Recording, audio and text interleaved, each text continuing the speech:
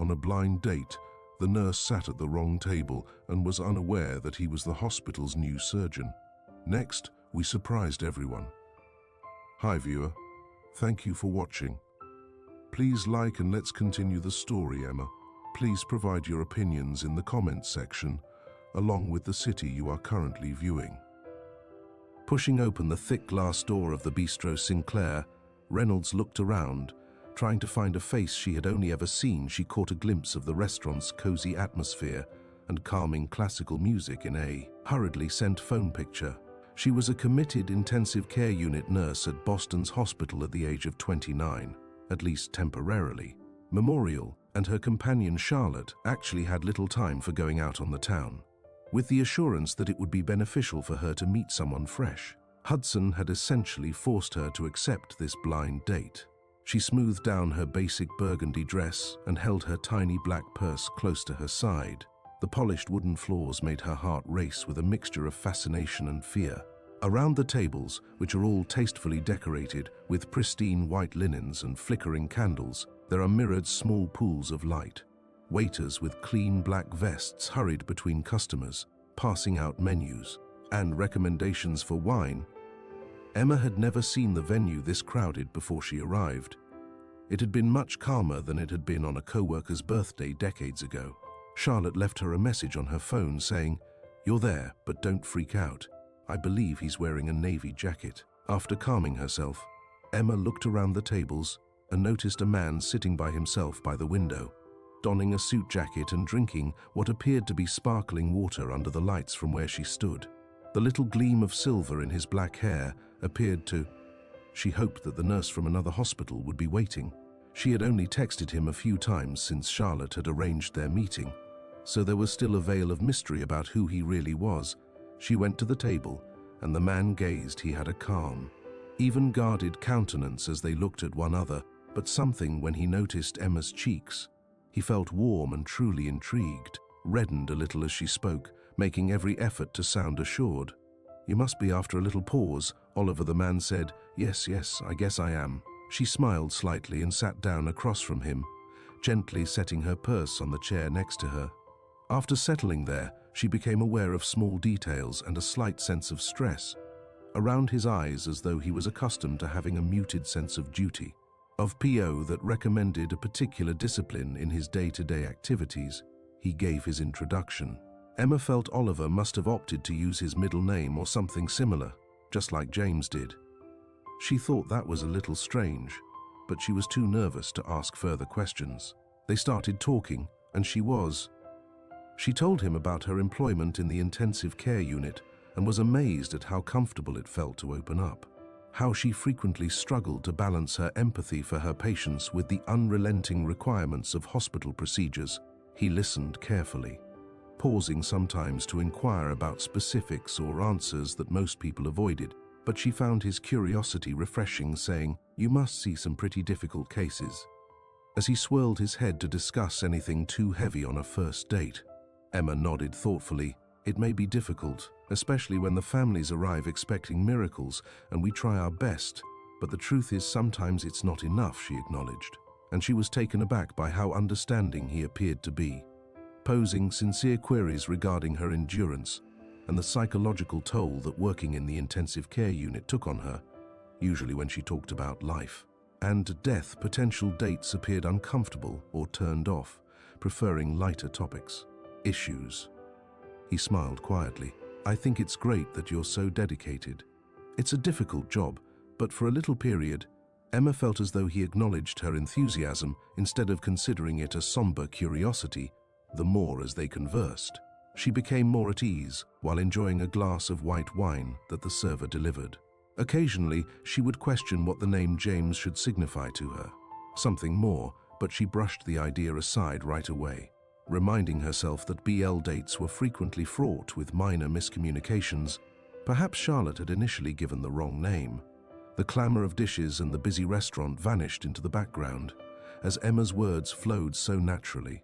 Discovered that he worked in healthcare, but he didn't provide much details about his... He appeared interested in her accounts of her experiences, providing regular hospital care for the elderly people without family members.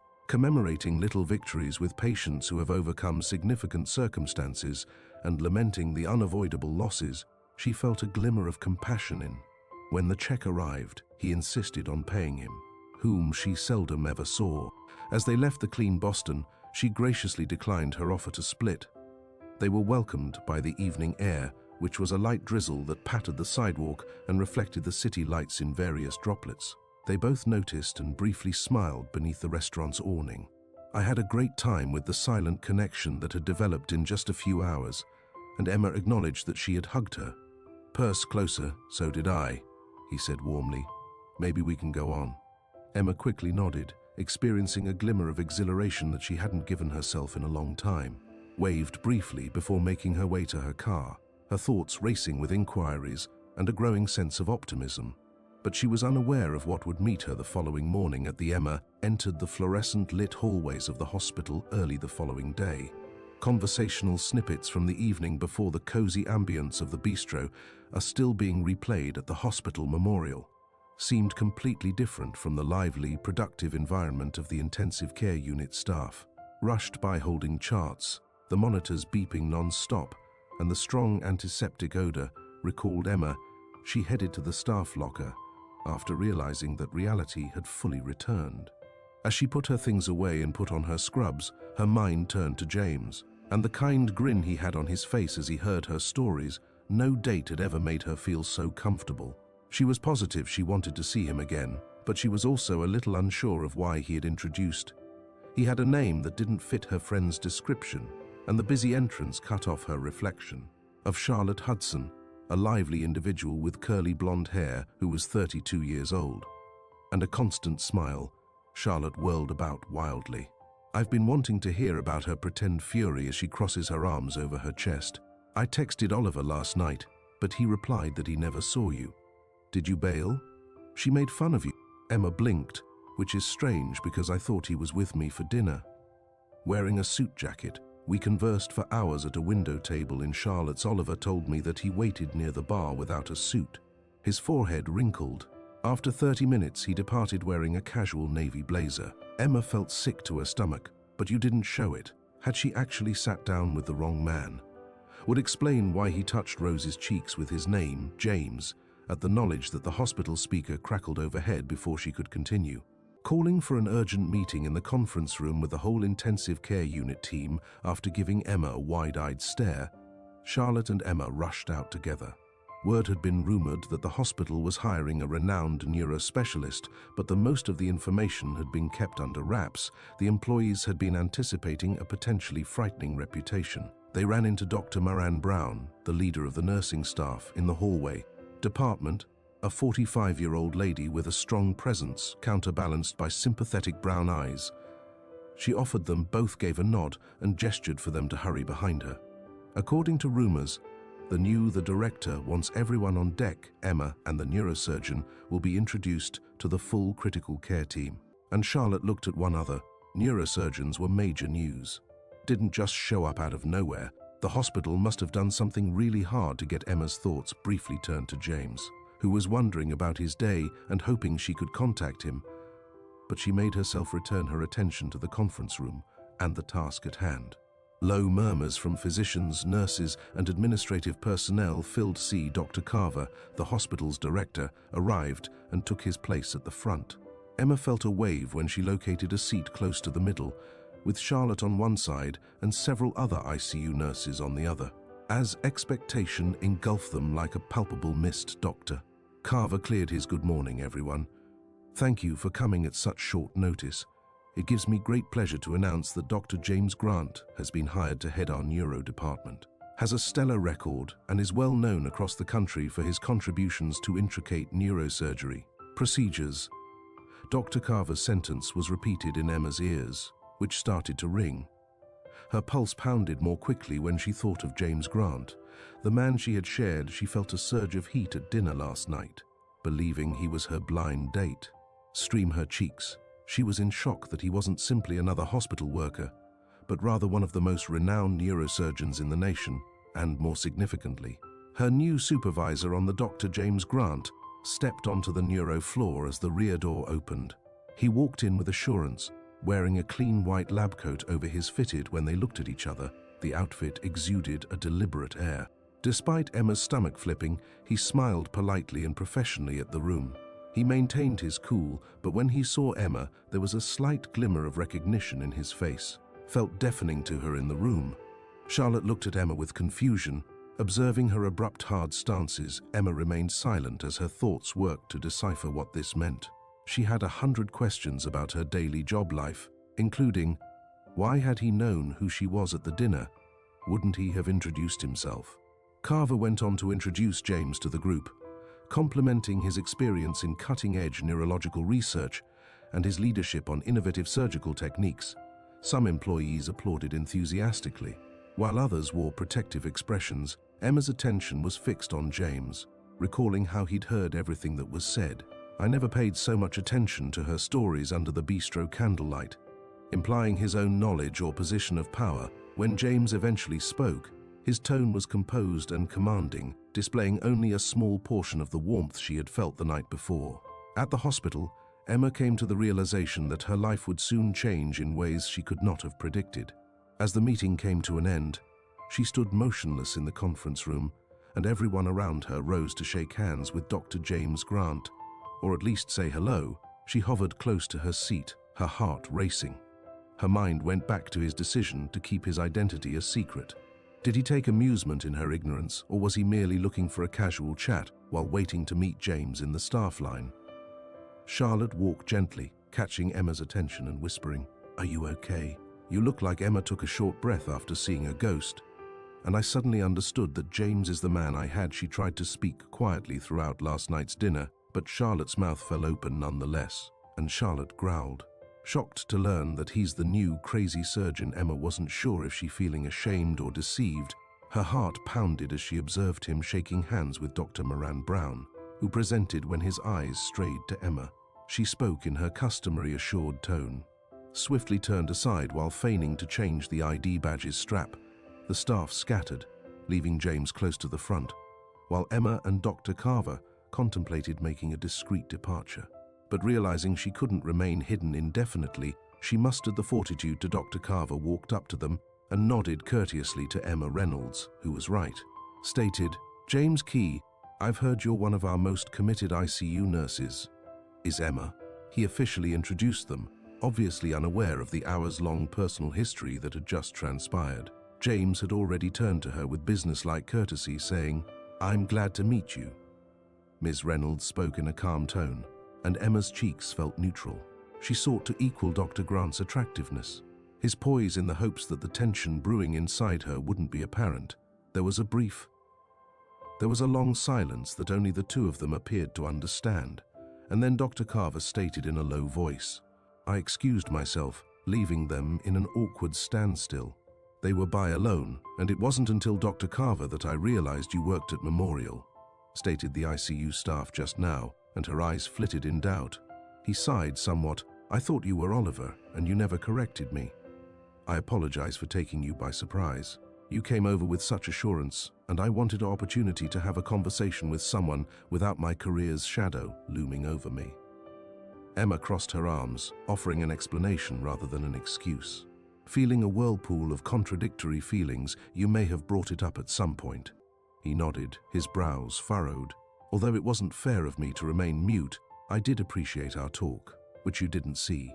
I rarely get to talk to anyone because I'm such a scary doctor. Enthusiastically about patient care without them becoming cautious around my alleged reputation, she stood up. Unsure if she should feel flattered, or I guess I understand your frustration, but it puts me in a challenging situation, especially now that you're my better yet. Oliver never even met me, but James seemed sincere. I apologize. I can't speak for Oliver, but I swear that I didn't mean to mislead. For a minute, they both stood silently, and Emma remembered the warmth in his gaze as her rage subsided after supper because of his genuine inquiries about her job, somewhat supplanted by a feeling of cautious bewilderment that she wasn't totally sure how to negotiate this new dynamic. James, the benevolent outsider who had heard her also sharing touching tales, was renowned neurosurgeon Dr. Grant. I need some time to process this, she remarked, referring to the person who would be establishing high standards for the hospital's neuro department. Last but not least, James lowered his head in comprehension, so of course I hope we can continue to collaborate well, and you can reach me at any time if you'd want to discuss it, Emma. Nodded and ran out of the conference room, still feeling anxious, down the corridor to the intensive care unit, where steady she poured herself into her routine, finding a sort of refuge in the beep of monitors and whispered discussions, monitoring vital signs, updating patient records, and having tactful conversations with families every time she passed a mirrored surface. She felt less restless underneath.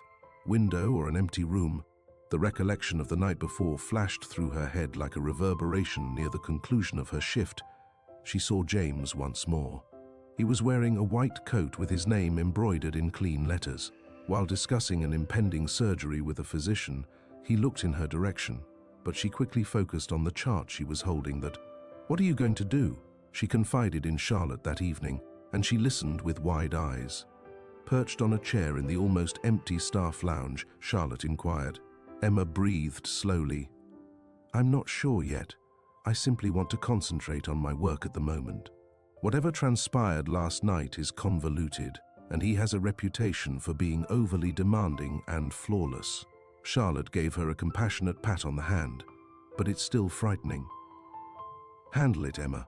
You always manage to find a way." Emma forced a small smile, wishing for now. The only thing she knew for sure was that she felt as confident as Charlotte sounded, that her routine at Memorial Hospital had been completely upended. Emma found it almost impossible to avoid James's hospital the following week, was excited by his coming, and his knowledge of neurosurgery piqued interest. From almost every department, from spontaneous conversations in the corridor to briefings on impending patient cases, he was everywhere. And the rumors of his exacting standards one morning were also widespread. The ICU nurses were called together for a brief meeting by Dr. Moran Brown. "Since we have a new..." She continued, looking at the paperwork in her palm. "The patient is in critical condition. After being admitted with a serious hemorrhagic stroke, Bernard Clay, age 68, underwent neurosurgery. Taken over the case, therefore you will be working with Dr. Grant." Emma's face remained averted as her gut constricted. Recalling her most recent encounter with James, impartial and resolved to maintain her professionalism, she paid close attention while after Dr. Brown gave her assignments, Emma cautiously made her way into Bernard Clay's room. The old man was lying still, breathing with the help of a monitor that beeped in periodic rhythms. Even though he wasn't responding, ventilator Emma softly greeted him. "Whether conscious or not, I've always felt that patients should be treated with dignity." She heard footsteps a short while later and turned to see James standing in the doorway. His face was solemn and fixed entirely on Mr. Clay's situation. He entered, nodded to Emma, and then displayed the patient's scan on the screen. He said softly, "My bleeding is..." He paused, looking at Emma, "and we discussed the possibility of neurosurgery, but the danger is significant. We need to consider..." Emma had a pang of sympathy as the advantages were weighed against the patient's quality of life. Regarding Mr. Clay and his family, who had been in the waiting area, appears empty and worried, so I'll take any required action to maintain he is steady, she stated in a measured tone, and she nodded. "We will be keeping an eye on his intracranial pressure carefully, alerting me to any changes right away." His eyes remained on for a brief while. He seemed to want to say more to Emma, but instead, he turned back to the scan. She pondered whether he was considering their own unsolved conflict by leaving Emma encountered Charlotte in the room, who gave her a gentle prod to ask how she was getting along with Dr. Emma, queried Grant thus far, her eyes sparkling with curiosity, managed a wry smile, demonstrating his efficiency. She appreciated his attention to detail and his professionalism, which was undoubtedly demanding. Specifics and the composed authority he exuded, but it also rekindled during their lunch break. Emma discovered a way to ease the tension that had been building since their dinner. Looking for a peaceful moment at the staff cafeteria's corner table disrupted her privacy. Dr. Aaron Green, an anesthesiologist who worked in the intensive care unit on occasion. He brought a tray with a basic salad and a cup of fruit. "Would you mind if I joined you?" he said. Emma shook her head, saying that Dr. Green was tall and kind, making conversation simple. They briefly discussed Mr. Clay's prognosis before turning to Dr. Grant, who they know. Dr. Green made a comment about having really high expectations, although I've heard he's Emma sang. Yes, I have seen. And the hospital's board is thrilled about the cutting-edge procedures he might bring. He's meticulous about everything, she thought her tone conveyed. Dr. Green looked at her curiously, but he didn't probe for any signs of strain. Drifted from a table close by, Dr. Robert Phillips, a top official who frequently impacted the hospital board by openly stating the necessity of raising the hospital's profile and drawing in additional Emma, was irritated by the tone of his comments in high-revenue cases, which were typical, understanding that he prioritized prestige over patients, treating them like numbers in a ledger. Sincere concern. Later that day, Emma was instructed to observe an initial discussion over growing the hospital's transplant program. Emma, who had worked with many ICU post-transplant patients, and she concurred that she discovered herself in a little conference room with several other departments and Dr. Phillips' heads. And James, who abruptly interrupted as the conversation started. Dr. Phillips quickly pointed to a chart that was displayed on the wall, saying, "We must demonstrate results quickly if we are able to effectively manage a few well-known transplants. Can draw money from private organizations and donors, so we need to take use of this chance." Emma closely observed James. She questioned whether he supported Dr. He was silent, arms crossed, looking over the facts. Phillips's approach, or whether he was worried about emphasizing quick outcomes over appropriate patient triage. James finally said in a calm voice, "Yes, expansion is advantageous, but patient selection must be meticulous. We cannot hurry. High-risk transplants only to make news. If we're not careful, we might jeopardize patient results." Emma's admiration for him increased, and she found herself nodding in nevertheless. Dr. Phillips waved away James's warning with a wave of major surgery usually carries some risk. Therefore, it's crucial that we capture the public's attention right away. Emma felt the first tremor of conflict she was faced with, a moral conundrum that pitted Dr. Phillips's quest for fame against, although she played a minor role in the conference, James insisted on great care. She was experiencing stomach knots that made her wonder how far the hospital would go to ensure its reputation. She became aware that James wasn't the only one facing difficulties, was evidently negotiating political demands at the conclusion of the conference. James looked at Emma for a moment, his eyes showing signs of exhaustion and a glimmer of decide that the upcoming weeks would be more demanding than she had anticipated. 2 days later, Emma was standing outside, taking a minute to enjoy the clean morning air at the hospital's main entrance. After the rain that fell overnight, she had to go inside for a vital update on Mr. Clay's condition, the sidewalks shining in the early sunlight. However, it took her a moment to collect herself because the emotional strain of her work seemed greater than usual. Complicated by when she eventually walked in, she discovered that her new direct supervisor was the man who had unintentionally replaced her blind date. She examined Mr. Clay's vital signs before making her way directly to the intensive care unit. Observed minor improvements. His cerebral pressure had somewhat stabilized, and he was still in good condition. Emma clung to the hope that he may survive the danger until James showed up. A few moments later, he nodded courteously to Emma after focusing intently on inspecting the monitors. But their interactions were professional, almost too stiff, and neither of them talked about personal topics more than was necessary. Following that, Dr. Moran Brown drew Emma away, saying, "James wants you in the." She stated that at the upcoming discussion on the transplant program, he specifically asked ICU nurses for their opinions. "And you have the greatest experience with complicated instances." The thought of working so closely with James made Emma's heart race. She responded that she was honored to attend and resolved to maintain her composure before to the encounter. When Emma went to the hospital cafeteria for a quick cup of coffee, she recognized Mrs. Jenkins, a long-time patient who had recovered from a serious infection and been released a few months prior. The elderly woman, "My lovely." A little woman with silver streak hair waved Emma over with a radiant grin. "I'm glad to see you, Mrs. Jenkins. You nursed me," and her voice was pleasant. "How are you, Emma?" "My spirits have been raised and I'm doing great, thank you. Back when they believed I would need to go to long-term care. Mrs. Jenkins, I'm glad you're feeling well. You've never looked better." "What causes that anxious furrow on your forehead every day, Emma?" Hesitated, but Mrs. Jenkins's presence was reassuring. "It's only a little more difficult." she responded at the moment, attempting to avoid going into specifics about her situation. Mrs. Jenkins patted James in light of the stress surrounding the transplant program.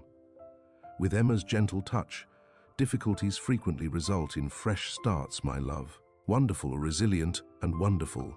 Remember to have a compassionate heart when Emma feels overwhelmed by the situation. Grinned sincere gratitude for the reminder, which was a modest but significant boost of encourage. She rushed to the conference room after bidding Mrs. Jenkins farewell and played back the woman's Emma joined James and Dr. Aaron Green at a wide oval table, words in her head the discussion with Dr. Moran Brown and several other specialists turned into a thorough explanation of the transplant procedures and possible recipients' operations. Emma had brought documents regarding the IU capacity patient recovery procedures and had thoroughly examined the criteria. The morality of giving some patients priority. She was a little nervous when making her arguments, but the group listened politely while James spoke to the room, which is necessary to keep a just system in place. Priorities should be given to the sickest patients who, if we stray from prestige, have a reasonable chance of recovering. We run the risk of lowering our standards due to donor influence. Emma sensed Dr. Phillips's. Even though he wasn't present at this particular meeting, she sensed his presence like a towering shadow. She spoke up, apprehensive yet relieved, detailing the emotional toll on families and patients if the hospital made an exception and left people who were actually in need waiting after she was done. After the meeting, James came up to her and she caught his silent nod of approval. Emma, you did a great job presenting the viewpoint from the intensive care unit in the corridor. She felt a mixture of thankfulness and lingering uneasiness about what the program needed. Thank you, I hope that made sense. He smiled slightly, and it listened. I want you to know that, despite what I know, our first meeting was unusual. I like you as a professional because you're skilled at what you do. Emma looked at his countenance, which was conflicted, the formal barrier between them and the tenderness in his gaze. I thank you for her gentle response. They strolled alongside one another through phone calls ring in the hallway as the incessant hum of hospital life continues. Emma looked at James as staff shoes shuffled on the shiny floor. Remembering what Miss Jenkins said about the difficulties that lead to new beginnings, she was unable to deny that beneath the formalities, there was a spark. Yet each as Emma got ready that night, it felt like taking a step closer was like taking a step farther into uncharted land. Emma, the nurse's station, was where Dr. Moran Brown caught her as she was leaving. Don't question yourself. You're doing a fantastic job. We need powerful voices. Emma nodded in order to preserve the integrity of this hospital at the moment. The admiration she had for Mr. Clay's continued severe condition and the whirlpool of issues surrounding the transplant program. She pondered what she should do next as a nurse battling for moral norms and as a woman battling her emotions toward James Grant. She had a sneaking suspicion that venturing into the unknown might alter her life more than she could ever imagine. Emma was expected to arrive early at the hospital in order to evaluate her patient, just before the customary commotion started. She was looking through Mr. Clay's most recent test findings, continue to raise concerns about his erratic vitals, when a minor knock-on. She was drawn to the break room door and looked up to see Doctor standing at the doorway. Is Thomas Whitaker, the senior cardiologist of the hospital.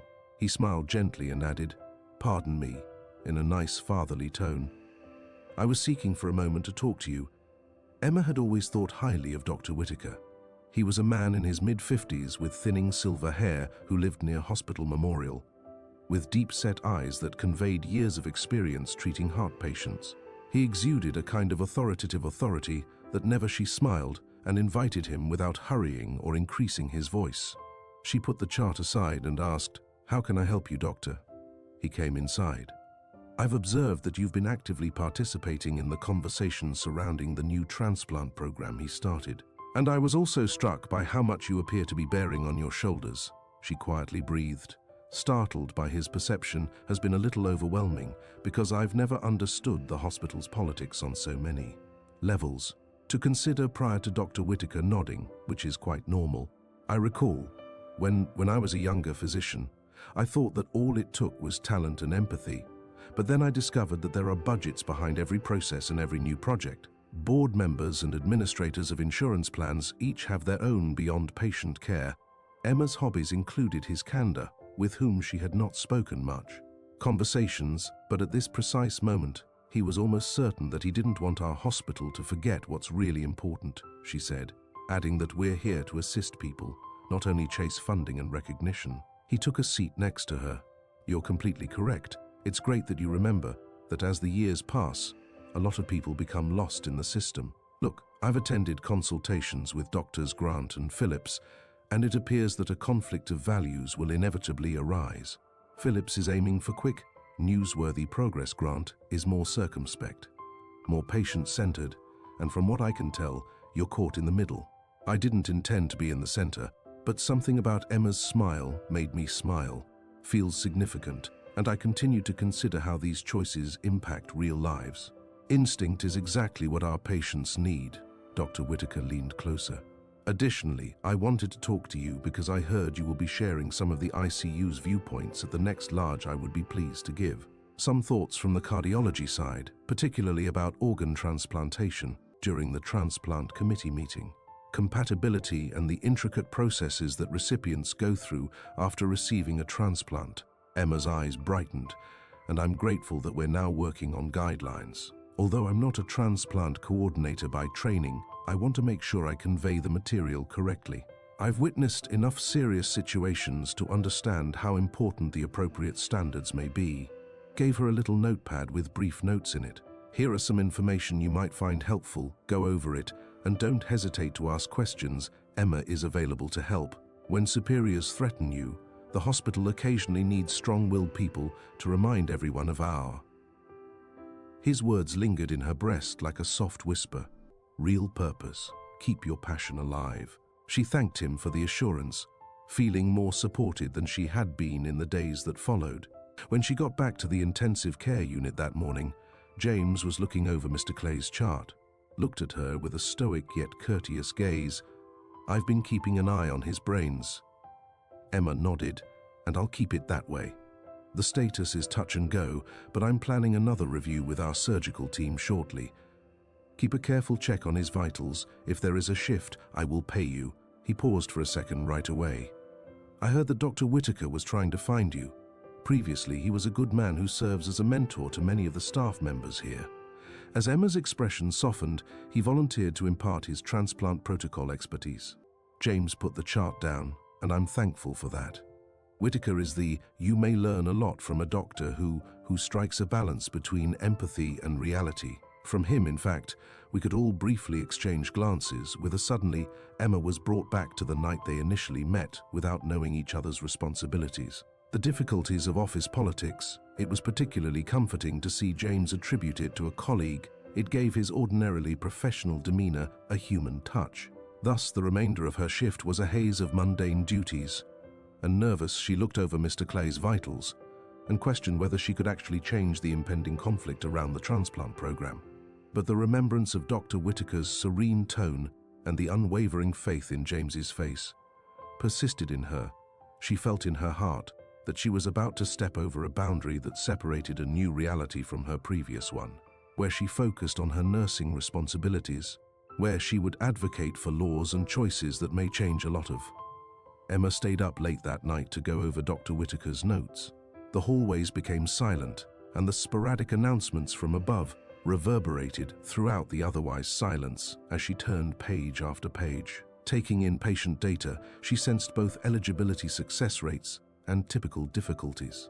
With both exhilaration and fear, she was pushing past her comfort zone, and although while it made her feel afraid, it also stoked her passion for 2 days. Later, Emma was exhausted from working another long shift in the intensive care unit, pulled at her muscles. But she compelled herself to maintain her concentration as when Charlotte Hudson arrived in the unit for the last patient checks, she was filled with both joy and worry. Emma Charlotte pushed her curly blonde hair and said, "You've been cooped up here all day again. Let's grab a coffee or something." "Keep your hair out of her eyes, Emma. You need a rest." She hesitated, looking at the wall clock. Before her meeting with the transplant committee, she had intended to go over more of Dr. Weir's notes, but then she recalled she groaned. "Okay, let's do it 15. after talking with someone about not losing yourself in the system. However, they withdrew for a few minutes to the hospital's tiny coffee shop, where Emma Charlotte grabbed a neighboring table, picked up a chai tea and ordered a latte. Sat down with tired smiles, and the sky beyond the window was a greyish hue that suggested a potential downpour later, so Charlotte started. "There has been a lot of talk about you lately, with everyone claiming that you are deeply involved in the transplant program," swirling her drink. "Are you certain you want to delve that far into the hospital's politics?" Emma leaned back and exhaled slowly. "It's a lot, I'm sure. Never anticipated becoming involved in these discussions, particularly given Dr. Phillips's insistence on speedy results and between himself and the rest of us," Dr. Grant called. "But it feels it's crucial that you understand that we are discussing patients' lives." Charlotte nodded simply because Dr. Phillips and other cautious people have strong ties. Emma said, "Latte. I'm aware that I'm attempting to get ready for the potential that advocating for moral behavior could make me following their coffee break." Emma went to the staff lounge to collect some of her adversaries' possessions. Her phone rang with a message from a patient of Dr. Whitaker in "Come Meet Me. The cardiothoracic ICU may be pertinent to your committee's discussion." She quickly veered off course and headed for the cardiothoracic wing, where she discovered Dr. Whitaker waved her over while looking at a patient's record. "Emma, I would like you to meet M. Irene Ramirez, a 52-year-old woman on the heart transplant waiting list." Emma went to Mrs. bedside to greet her after receiving a transplant after being moved from a lesser facility. Ramirez gently and noticed a recognizable expression of weariness and optimism in the Dr. Whitaker described Ms. Ramirez's advanced heart failure in terms of her black eyes. Was one of the more urgent cases in the hospital. Although there were a lot of people, the waiting list for transplants was excruciatingly lengthy, and preference frequently biased in favor of patients with greater social or financial support. "When you look over the policies, Ms. Ramirez," Dr. Whitaker stated, that this is true. "If the board chooses to give publicity cases priority, the individual is not a statistic." Emma felt her chest because she believed that patients like her might never have the opportunity they deserve instead of real medical urgency. Titan encounter. Ms. Ramirez gave the transplant discussion a human aspect that seemed a little hazy up until now, so she thanked Dr. Whitaker and pledged to she kept Irene's tale front and center during the conversations that would take place that night between Emma and together. Charlotte and the cool autumn air blew over them as they left the hospital, illuminated by street lighting. As they said their goodbyes, Emma became aware of how much her days no longer ended with a tidy border, because her routine had changed. She slumped into the old recliner near the window, taking the hospital's scandals home with her to her tiny apartment. She opened her laptop and started writing a brief report for the transplant committee, merging Dr. Whitaker's information with her own experiences in the intensive care unit. M. Ramirez's genuine patience drifted across her mind as she typed, fervently motivated by a newly discovered feeling of accountability midway through. Her claim that when her phone buzzed, it was James Grant's email with subject comments on transplant requirements. "Emma, I read a fascinating article regarding neurological evaluations before to transplantation, and attaching it here, probably agree with your viewpoint during the meeting. I hope all is okay with you, James." He had gone out of his way to gather materials for her, which astonished me when I opened the attachment. Despite their embarrassing past, he appeared dedicated to his job. Seeing that he valued her opinion enough to help was encouraging from a collaborative standpoint, but it also reminded her of the complexity of their dynamic, including the employer, co-worker, and man, who, without knowing each other's true identities, had sat with her in the dim light of a restaurant lamp. Emma realized at a reflective moment that she was no longer the nurse who merely came and went, providing care for without asking.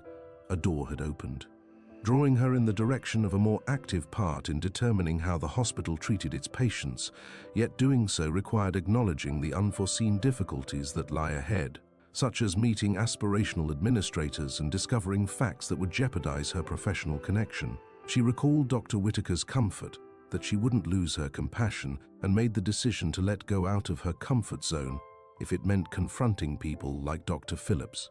She would, since no one else would speak for patients like Miss Ramirez if she didn't. Emma felt the burden of her newfound obligations as she showed up at the next transplant committee meeting. Half of the doctors, administrators, and a few others were already in the meeting room. Skilled nurses from other wards, and she identified Dr. Green, who provided her with a Dr. Whitaker, nodded slightly while speaking softly with a colleague off to the side. She was nervous and she thought James would be there, but he wasn't there yet. Stomach as she thought back to the meaningful discussion she had with M. Ramirez, the her res olv, was spurred by the patient's exhausted yet optimistic countenance. She placed her notes on the table and sat down close to the front, resolved to participate actively rather than passively. James entered a few moments later and greeted a few people politely. Before they sat down next to Emma, they momentarily locked eyes, and he gave her a little grin, as though to convey the implicit camaraderie that we are all in this together. The conference was begun by hospital director Dr. Carver, who gave her more confidence, laying up the schedule, evaluating available transplant candidates, and honing the selection process requirements and talking about financial issues. The atmosphere was friendly at first. However, Emma detected a hint of strain, and then the moment she feared arrived, Dr. Robert Phillips cleared his throat loudly. Dr. Phillips started a waiting list that is getting longer, but we also have a fantastic chance to carry out well-known operations if we can display patients who have received successful transplants with a lot of media attention. As this increases, the hospitals being more visible eventually results in more donations and financing, helps everyone, particularly in the long run. Emma became agitated as she thought of Ms. Ramirez. She looked at James, who was sitting with his arms folded, whose narrative might be forgotten in this pursuit of public attention. Evidently lost in contemplation, he glanced at cardiologist Dr. Whitaker. Expression was impassive, but when Dr. Carver opened the door, Emma assumed he was holding back his disgust. Emma resisted the urge to say something and glanced down at the floor for comments. Her heart was racing as she read her notes, so she cleared her throat before speaking. I recognized the significance of publicception as calmly as she could. Started picking her words carefully, because the ultimate goal of any transplant program is to save lives. Particularly the high-profile situations may provide publicity for those most in need, but we can't let that take precedence over real medical emergencies. A pause ensued. Emma saw that all eyes were turning to her, and Dr. Phillips arched an, "Of course we want to save lives," he said, raising an eyebrow, his tone carrying a mild edge. "But protecting resources and saving lives don't have to conflict." James stated that the hospital needs to continue to be competitive in this discipline. Competitive by demonstrating that we have the greatest success rates, which frequently result from giving priority to the most feasible. Our reputation could be harmed if candidates rush cases for publicity. In addition to the poor results, we would be ignoring those who actually have no. Dr. Whitaker stated calmly that we must balance both. But it's Emma's pulse calmed a little. But we must not sacrifice our medical ethics to make headlines. When she recognized that she, James, and Dr. Whitaker had created a supportive front, Dr. Phillips glanced between them. His jaw clenched as he comprehended what he said. But the board will expect to see observable results as soon as the discussion is over, while others added technical information regarding post-operative resources and organ availability. But Emma had expected to feel afraid when she attended this meeting, but instead she felt strangely energized, as if entering a more deliberate form of herself. Every statement she made regarding patient care, and when it came to providing emotional support in the intensive care unit, the more by the time Dr. Carver ended the meeting. Emma's notebook was brimming with patient-focused committee members. Dr. Phillips quickly left with scrawled follow-ups and fresh data demands. James remained, however, complaining about the upcoming set of budget suggestions. Chatting with Dr. Carver for a short while before turning to Emma, "You expressed your ideas clearly," he remarked, moving away to avoid being overheard. "Thank you for the advertisement." It was nerve-wracking, but she managed to grin gratefully while advocating so fiercely. His eyes softened, and we can lose sight of what truly counts if we don't speak up. Specifically, he stopped and looked around to make sure they were by themselves. "Are you free to talk about a few specifics regarding neurological evaluations in transplant recipients? Have some data sets that could be helpful?" Emma nodded, vacillating between her professional obligation and a glimpse of she still couldn't ignore her personal curiosity. "So let's do that while I'm on duty." He consented, though, and she watched him depart. But I have a short break in about an hour distant, observing a faint levity in his typically stiff stance. She pondered whether he, too, was relieved to have an ally in an area controlled by Emma, gathered her belongings, and left the conference room with her thoughts after engaging in political maneuvering. Vacillating between James's fierce gaze and Mrs. Ramirez's gentle optimism given her, she realized that this was a turning point rather than merely a meeting, indicate a transition from her previous routine into a new environment where her voice could influence choices that insight both strengthened and unnerved her, serving as a powerful reminder that venturing into new territory is rarely risk-free. An hour later, Emma and James met. A peaceful corner close to the neuro ward in a tiny alcove is usually utilized for quick consultations outside of the busy main hallways, the bustle of chatter, and behind the closed door. The sound of medical equipment buzzing subsided as James laid out a number of printed documents on a little table outlining the several neurological aspects that influence transplant success rates, which comprise patient records from multiple teaching institutions. He clarified by touching a highlighted portion, which demonstrates that patients with specific neurological problems already face more challenges. Time after transplant, although early results can be achieved if those diseases are recognized and treated. Greatly better, Emma peered over the pages, her brow furrowed. Focus. Thus, the issue is whether we have adequate resources to deal with those conditions before and after the procedure. We might not have time if Dr. Phillips want to fast-track some patients.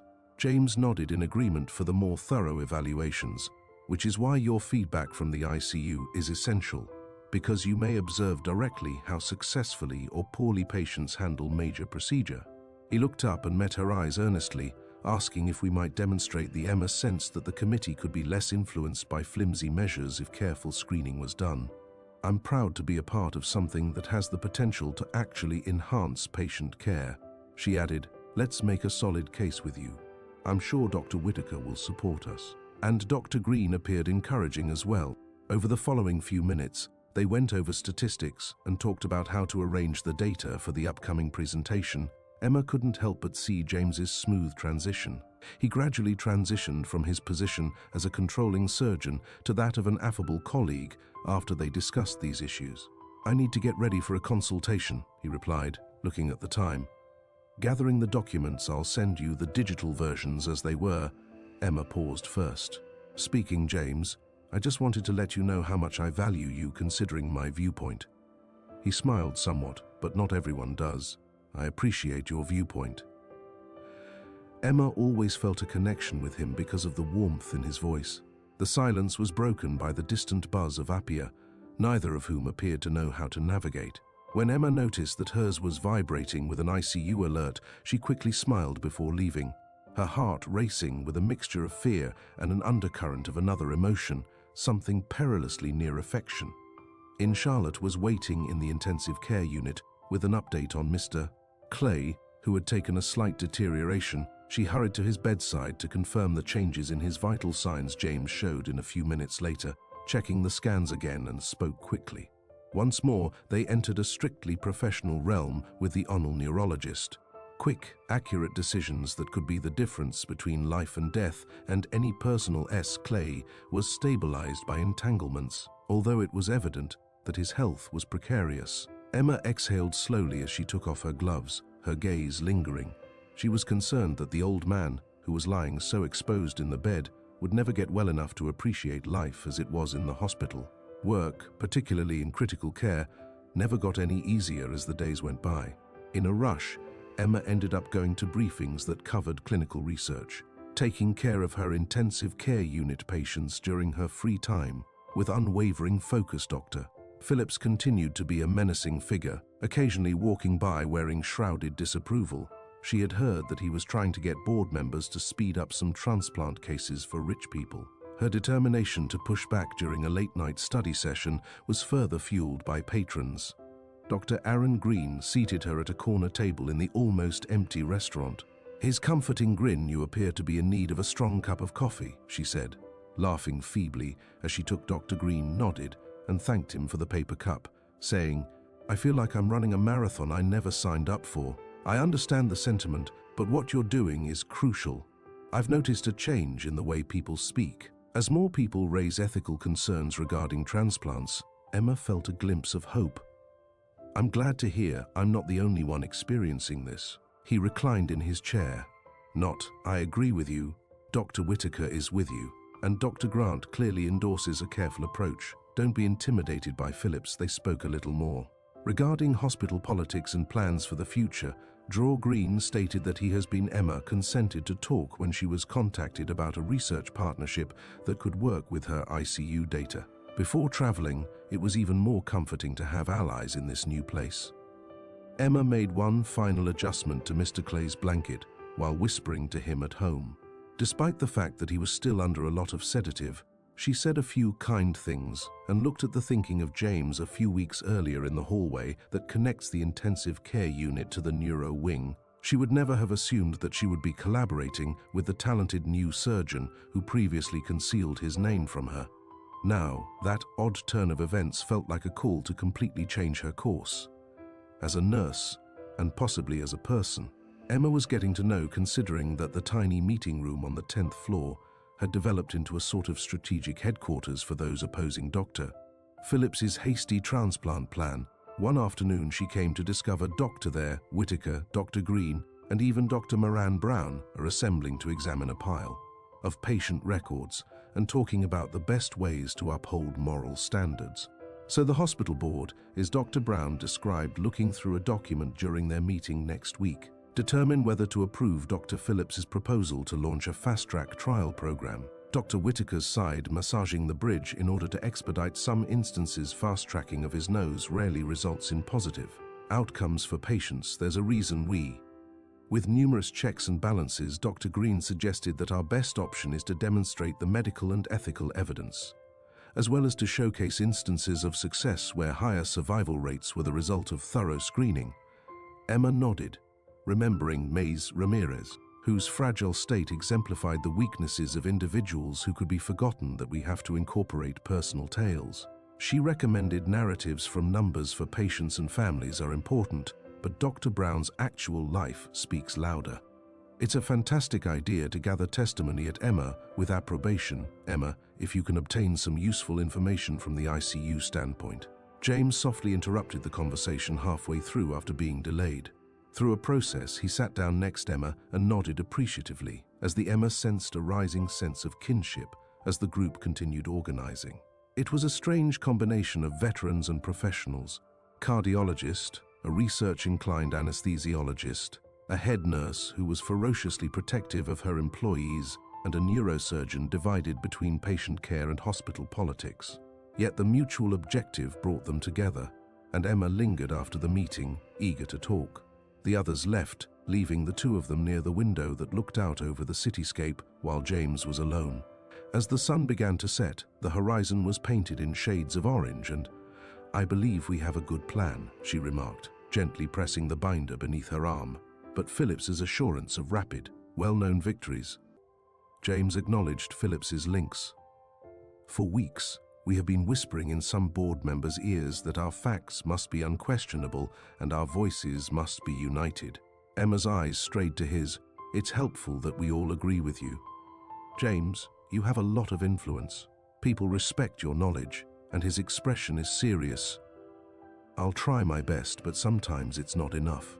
Phillips has experience and a talent for navigating that he'd love to see. Emma hesitated for a moment before saying, "Well, you won't be standing alone." He curved his lips into a tiny smile, "But neither of us will continue to push it." For a brief moment, Emma, the lines of stress around his eyes loosened in the fading sunlight, remembered how open and friendly he'd been without them over their unplanned supper at the Beau Claire. The burden of professional status, but James's phone rang and he examined it, interrupting their moment, expressed regret, and rushed to attend to an urgent issue in the neuro ward. That in the evening, Emma was in the claustrophobic ICU office setting up the testimonies from patients. Some were brief notes, while others were lengthy letters from families complimenting the medical professionals or complaining about the administrative roadblocks that almost cost their loved ones. Reading the sentences at her, Valuable time brought tears to her eyes several times. A clear reminder that there was a person with ambitions and anxieties behind every number, as well as a family holding out hope as her phone buzzed with a text from Charlotte asking her to grab a late. Emma remembered she hadn't eaten since lunchtime and typed, "Dinner, you need a break," returned with a brief acceptance and left 15 minutes later, after which she and Charlotte were seated in a. The smell of freshly brewed coffee and greasy fries fills the air around the diner. Charlotte glanced at Emma across the table after taking a bite out of her sandwich. "How is this?" Emma chased a fry around her plate in cooperation with Dr. Grant and the other participants. "I think it's great that we have a common goal, and at the moment it appears stronger than any professional conflict." Charlotte Merkt was happy that she wasn't battling alone. "What about Dr. Grant?" "Personally, I'm still uncomfortable," and Emma blushed a little. "It's still difficult, but we are merely co-workers pursuing the same objective in these sessions." "Yes, but you can't dispute that it's simpler than reliving our strange past." Charlotte teased something there, wriggling her eyebrows, and Emma shrugged. "Pretending to seem indifferent because I'm under a lot of stress and don't have time for romance." But she was unable to completely eliminate the slight thrill that appeared every time after they finished their lunch and parted ways. James gave her a particular look. As Emma made her way home, she considered the possibility that she had unintentionally entered a conflict that went much beyond her normal nursing responsibilities, but her sense of purpose in joining James' doctor. She had discovered a cause that directly affected her, Whitaker, Dr. Green and Dr. Brown. Heart to ensure that patients receive compassionate, moral care, and that the relationship of she understood that her goal was to create genuine friendships, and perhaps something more. A week later, the board meeting with Dr. was heightened by tensions at Memorial Hospital. There was Phillips's fast-track pilot program on the horizon, and the staff sensed that Emma was in the intensive care unit. Looking over Miss Ramirez's paperwork, the woman's health had somewhat declined. Her heart was becoming weaker, and it was obvious that she required a transplant soon. But she stood the risk of falling through the gaps if her donor score wasn't high. After returning the chart, Emma heard agitated voices in an adjacent corridor and recognized one as belonging to Dr. Phillips. Peered out and noticed that he had his arms folded in front of James, who was standing. His Dr. Phillips stated his position with a steely manner. "And I'm telling you that voice echoing off the walls. If we push a few, we can't afford to waste money on improbable triumphs." James clenched his jaw. "If we receive the funds, we may be able to worry about charity cases." "That's not how medicine should work," he shot back, looking around to see if they had an audience. Dr. Phillips shook his head, saying that we have an obligation to all patients, not only those with noteworthy stories. He dropped his voice, but the rage was still there since he was operating a hospital, not a charity ward. "Don't allow your idealism to cloud your judgment of Emma's feelings," which permeated every syllable. Despite the knot in her gut, she excused herself and walked forward as her pulse quickened. "Patients like Em Ramirez have every right to a fair evaluation. She is not a lost cause, but Dr. Phillips, Nurse Reynolds, I think you're going too far." She turned to meet her narrowing eyes. "James, even though the committee took note of your ideas, that doesn't give you the right to undermine the future of our hospital. Took precautionary action and is promoting appropriate medical protocol, which is her responsibility if Miss Ramirez is a suitable." Dr. Phillips shook his head in exasperation, saying that the candidate deserved that opportunity. He stormed off, leaving us to watch how this plays out at the board meeting. There was a charged silence between Emma and James as they stood there, and Emma let out a breath. James ran a hand through his hair shakily, and I could tell that it rapidly became heated. I had no idea how far Phillips would push the envelope, but he was essentially suggesting that we ought to choose winners and losers according to publicity, both of whom were aware that Dr. Phillips had the ear of powerful board members, and his portrayal of Emma and James as disobedient troublemakers could potentially damage their reputations. But Emma felt a wave of determination as she remembered all of her conversations with Mrs. Ramirez. When Emma listened to her or changed her bedding, the patient managed a small smile. Emma worriedly told Charlotte about the altercation during her lunch break, and Charlotte's eyebrows flew up. Emma grimly nodded when Phillips really stated that aloud. "And I respect your moral character, but disregard it." Charlotte gently took Emma's arm. Bravery, but Phillips is strong enough to ruin your life. And for Emma, tucked a stray hair behind her ear and looked resolute as James did. I understand, but who will stand out for patients like Miss Ramirez if we don't? In the afternoon, Dr. Whitaker invited Emma James to an impromptu meeting in the conference room on the 10th floor. Dr. Green and Brown, the two members of the small group, each with anxious expressions, "We must approach the board with unity." Dr. Whitaker stated during the discussion that Phillips's rhetoric is accelerating. He's giving the impression that we're impeding the hospital's future. Dr. Green produced a graphic to show if we can demonstrate these expected results for high-risk, media-attractive instances versus those that are medically prioritized. Emma concurred with Reckless's fast-track proposal, and we have Ms. Ramirez's case as James provided an example of why we can't simply ignore patients who might not have significant sponsors or media clout, possess information from other medical facilities that have implemented comparable fast-track initiatives, and ended up in court when the patient's findings didn't improve. Dr. Brown looked around, her eyes full of resolve. Let's gather all the information, patient letters, and success rates. We won't merely express feelings. We'll provide concrete, indisputable evidence that the hospital will benefit more in the long run from an ethical, methodical approach. They left the discussion with Emma spent the next few hours going over their presentation strategy. ICU logs, showcasing instances when meticulous assessments prevented fatalities. James collected information on surgery results as Dr. Green coordinated the anesthetic and doctors. Whitaker and Brown, two post-op support figures, improved the argument as a whole. Emma was working on her laptop in the almost deserted room, getting ready to battle Dr. Phillips and his supporters. Despite the brewing storm, she felt a knot of tension release in the break room. Wasn't alone, she had steadfast pals who kept their eyes on the clock. She discovered that she had been working past the end of her regular shift, but for once, she didn't. Phillips's threat to stay late persisted, but so did Emma's conviction. Standing up to him was terrible, but it seemed unthinkable that she was fighting for the right cause. She closed her laptop, saved her work, and prepared herself for what was to come. The real fight was just getting started, and it would put her professional ethics and the brittle relationships she'd. Emma arrived at the hospital after forming a partnership with James and the others to safeguard the hospital's integrity. Prior to sunrise, they were resolved to start working on the mountain of unfinished business. Only a few days remained until the board meeting that would determine the future of Dr. Phillips's fast-track transplant program. And the stress in the hallways felt like it was choking the physicians, nurses, and when she entered the intensive care unit, the faces of the administrative personnel all appeared to have the same undertone of fear. Emma heard the quiet banter of nurses, the typical hum of machinery, and she caught a glimpse of Mr. Bernard Clay as she passed his chamber, which smelled strongly of disinfectant. His vitals had steadied a little from his fitful sleep, but she was aware of it would take a long, uncertain time for the damage from his hemorrhagic stroke to heal.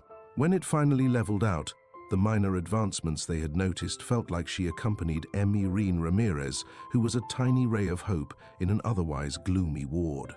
She was sleeping in the bed in the corner. A heart monitor continuously monitored her weakening. Emma's pulse served as a reminder of the woman's crucial moment in Irene's views. Opened when footsteps were heard. "Hello, Miss Ramirez." "Emma, how are you feeling this morning?" Irene said quietly, dragging a chair next to the bed. Despite the weariness in her voice, they stated that "I can tell my strength and that my next tests should provide us with more certainty." Is fading. Emma made an effort to hide her anguish. "We're doing everything we can. We hope your name appears soon on the list," she added, putting the blankets around Irene's shoulders. Irene nodded slightly before breaking out in a brief, harsh cough. She tightened her teeth as Emma helped her take a sip of water and then urged her to rest once more before leaving the room. For Irene, timing might mean the difference between life and death, and Dr. Phillips was right on the money. Intimidated by his desire to give other cases that might garner more press priority, after Emma joined James, Dr. Whitaker, Dr. Green, and After completing her morning rounds, sheets of paper and Moran Brown in the conference room on the 10th floor, as each individual updated the data and double-checked them with actual patients. Laptops littered the center table. Stories, even Charlotte had offered to assist by scribbling frantically at a side.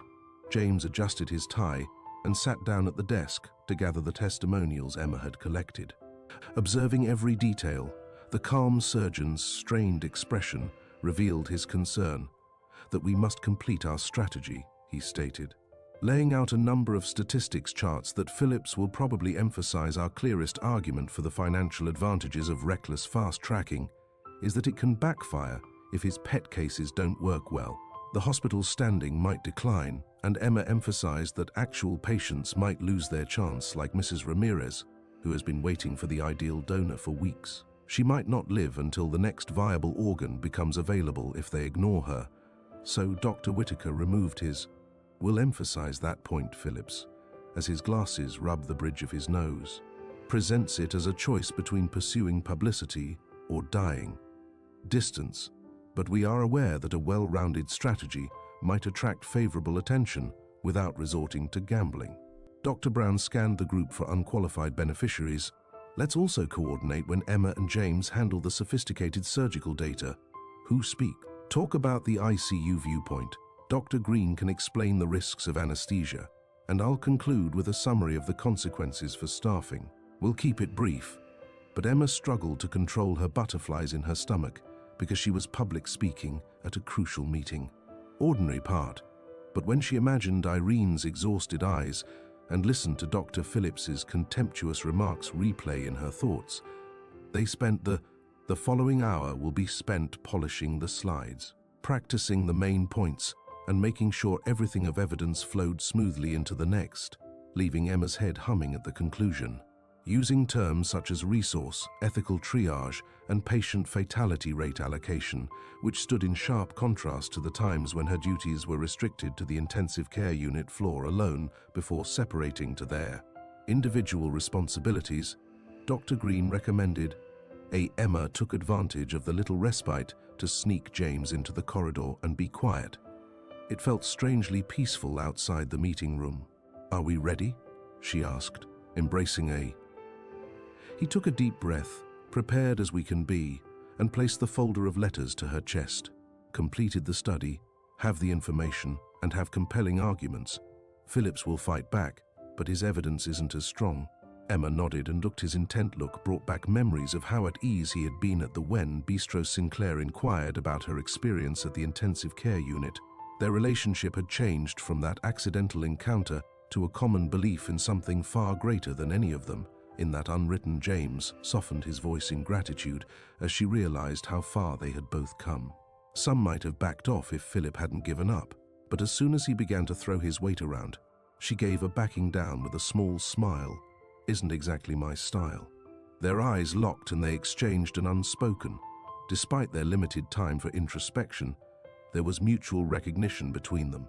A moment later, the overhead speaker buzzed a page for James, giving them comfort in knowing they fought on the same side. To go to the neuro ward for a consultation, and Emma went back to work in the intensive care unit. She was certain that in the fight for moral care, every tiny detail made a difference. Triumph. Each patient they defended was important. The next afternoon, Emma was scheduled to work another shift in the intensive care unit, but she had only gotten a few hours of sleep. Her thoughts racing she rushed down the main corridor, anxious about the next board meeting. She saw Dr. James Grant standing by a window, gazing out thoughtfully. He seemed so preoccupied in the rain-soaked city that she nearly turned away to give him space, but curiosity, and she moved forward out of concern. Asking James quietly whether everything was okay, he replied in a quiet voice, blinking and concentrating on her while thinking about tomorrow. Emma cocked her head, and I'd prefer not to think about some of my past. James had sensed a deeper undercurrent ever since they first met, hinted at his regrets or troubles from time to time, but she had never asked him for specifics before she could. He gave me a small smile as I considered whether to ask more questions, so let's just say I learned the hard way. Admitting that politics sometimes take precedence over healthcare, I attempted to promote more comprehensive screening of transplant candidates at a teaching hospital in Chicago. A well-known case was delayed by the government, and I became the easy scapegoat. Emma experienced a sudden surge of sympathy. He bowed his eyes and said, "I'm so sorry. That must have been awful." Distantly, the media and several prominent medical professionals gave the impression that my impatience led to a patient's death, but the reality was more complicated. In the first place, he shouldn't have been chosen for a transplant, but you know what? Emma extended her fingers in response to the media's tendency to overshadow facts with headlines. "Is that why you didn't correct me at the bistro, you?" You touched his forearm lightly in a consoling gesture. Desired to be perceived as a person without all of that burden, and a rural smile appeared on his lips. "What if I introduced myself as Dr. Grant, the recently hired neurosurgeon with a complex reputation? I assumed you would perceive me differently, and I halted, letting out I suppose I wanted a fresh start, even if it was just for one night." His eyes were examined, absorbing the sorrow that persisted. "You shouldn't have to bear that guilt, particularly if although you were trying to act morally, the administration pushed an unqualified patient." His voice became more strong. "I can't watch another board meeting because I feel so strongly about this one, which is flavored with vulnerability. Hospitals put patients' health at risk for the sake of prestigious individuals like Dr. They don't realize the real cost of these gambles." Phillips shook his head. Emma offered him a supportive squeeze, then looked at her phone's time. "I had to return to the intensive care unit, although I'll keep battling. You have my promise, thank you," he said, nodding. "Thank you. Let's win this." Their talk ended at Emma's as she resumed her responsibilities. She had a nagging suspicion that James's history had influenced his need for perfection, and maybe his reserved demeanor in spite of the anxiety she felt for the days ahead. Closer to comprehending him, and it only made her determination to support him in upholding moral principles stronger. Emma, the patient care coordinator in the intensive care unit, checked on Miss Ramirez once again. Emma exchanged anxious looks as her condition worsened, and she began to breathe in shallow breaths despite receiving extra oxygen. During his rounds, Dr. Whitaker noticed that she was in a vulnerable state. When a matched donor is found, Whitaker whispered, "We need to scan the charts to make sure she's at the top of the official list. If the board attempts to reallocate resources elsewhere, Emma's heart will be found. Squeezed, we must stop that from occurring in the interim."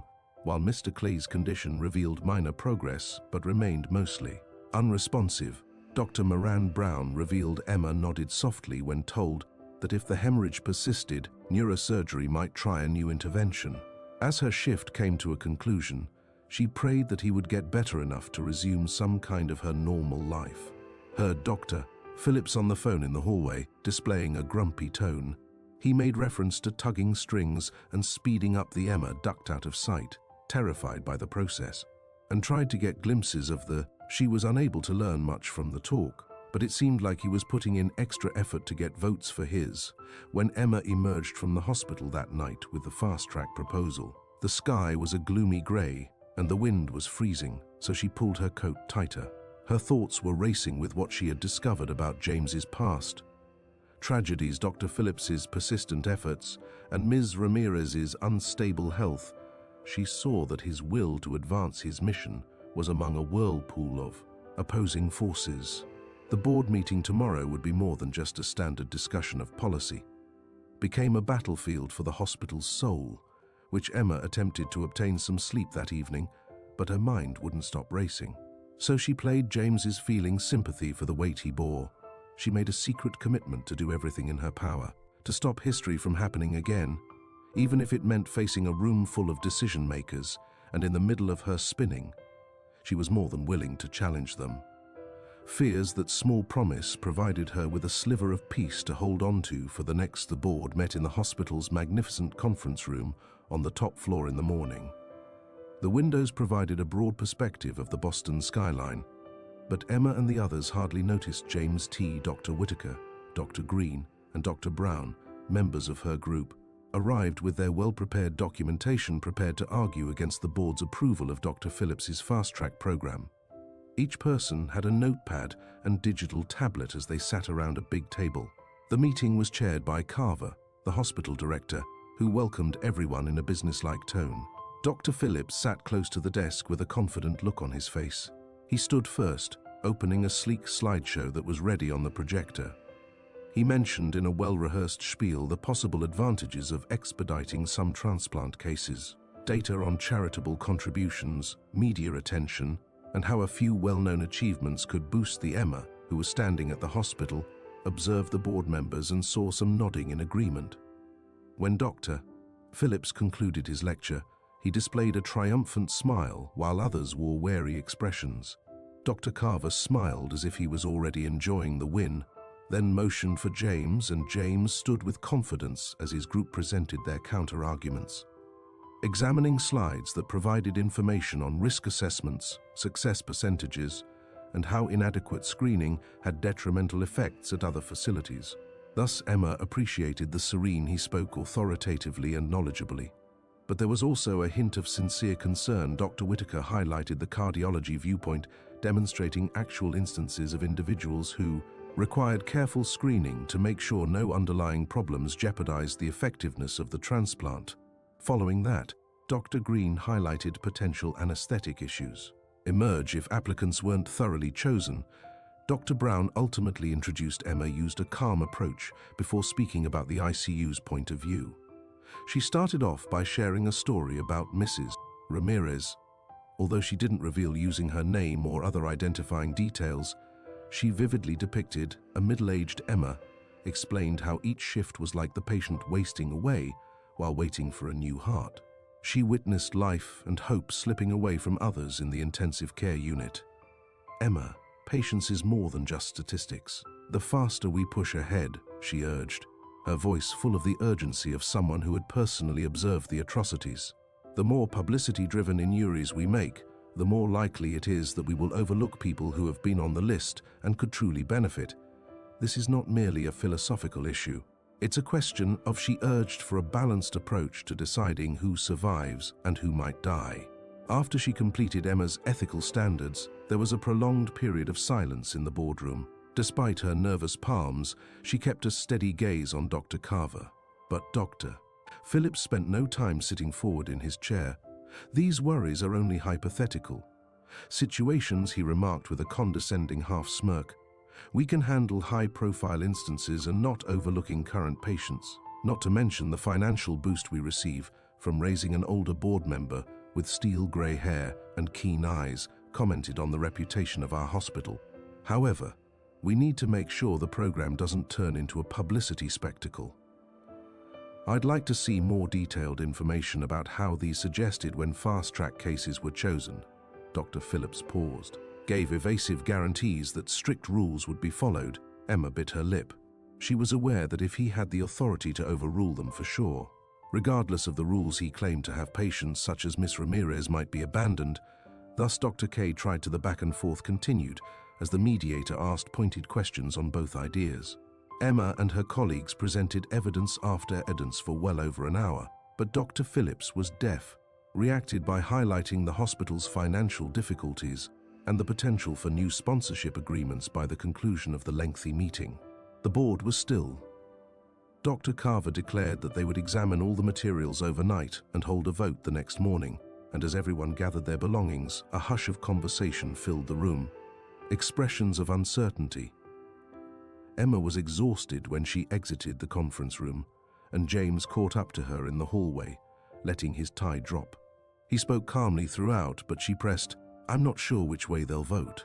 Phillips's pitch is seductive, and she presses her lips together as she recalls the board members' calculating looks and furrowed brows.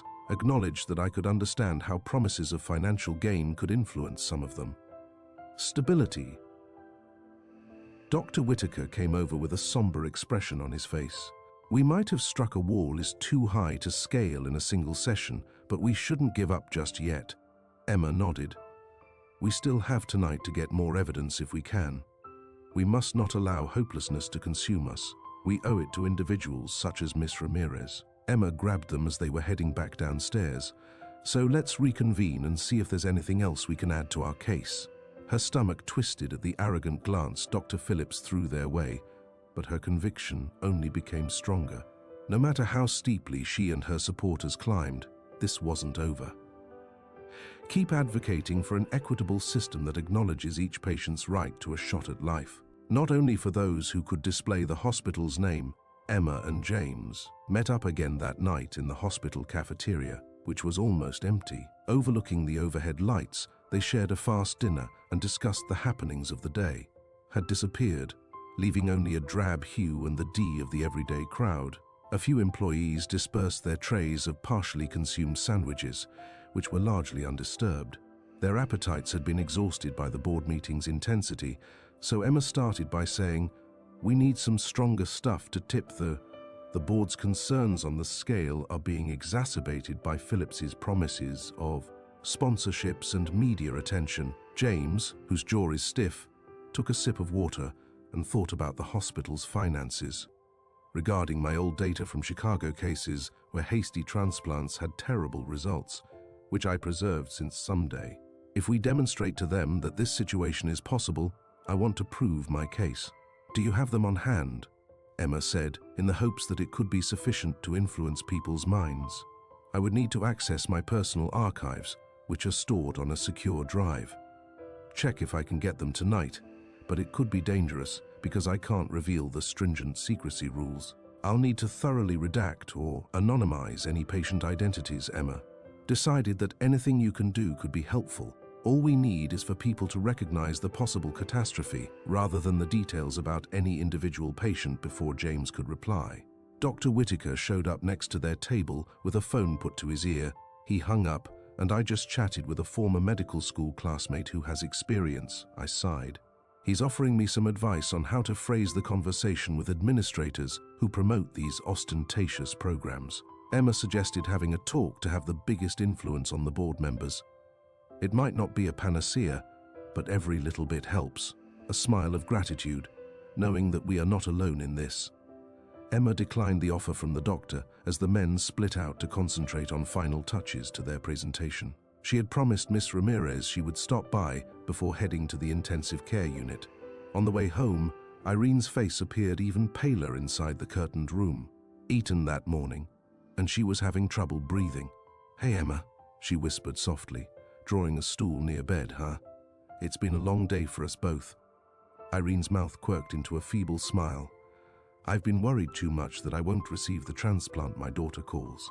Every time," and her voice broke, betraying her underlying anxiety. She asked whether anything had changed after a few hours, and I kept telling her to have hope, but she kind of gave up. Emma put a reassuring touch on Irene's eyes as tears welled up in her weary eyes. "We're fighting for you, and tomorrow's vote could have an impact on how we manage. I can't guarantee anything transplants, but know that people here are interested in your life and that you're more than just a name on a list." Sometimes all I need to hear is Irene's tears streaming down her cheeks. Emma swallowed her angry feelings and felt a renewed sense of commitment. Before leaving to check on Mr. Clay the older, Irene's blankets were carefully adjusted. Although the medical staff observed a modest improvement in the man's reflex reactions, his situation remained grave. Emma was encouraged and noted a few minor triumphs in his file. Were still triumphs, and she looked up at Charlotte as she heard a gentle rap on the ICU door. "Keep in mind that I'm finished with my shift if I can help, but I have some free time." Emma nodded, appreciative of the help, while they went about their daily business with Charlotte, looked at her from the side. "How are you doing? You seemed really stressed up following the board meeting." "I'm determined, but it's frightening. Phillips is a formidable opponent," Emma groaned honestly. "Almost everyone is confident that the short success stories will resolve our financial problems," Charlotte gave Emma a shoulder pat. "You're doing the right thing, and you have Dr. Whitaker, Dr. Green, and others on your side." Emma clearly felt a glimmer of warmth at the mention of Brown and James. Indeed, James plays a significant role in this, and even intends to bring up his. Despite the danger, Charlotte provided her a knowledge from her experiences in Chicago. "You two get along well, and I'm not just saying that." Emma blushed a little on the job, but her friend's remarks made her think of the cautious relationship that had developed between them, one that was created during a crisis and moral conflicts. "I'm not sure if there's room for anything else at this time." Acknowledged, "But I won't dispute that he has grown in importance to me since they completed their work." And Emma said goodbye to Charlotte as she exited the intensive care unit, checking her phone en route.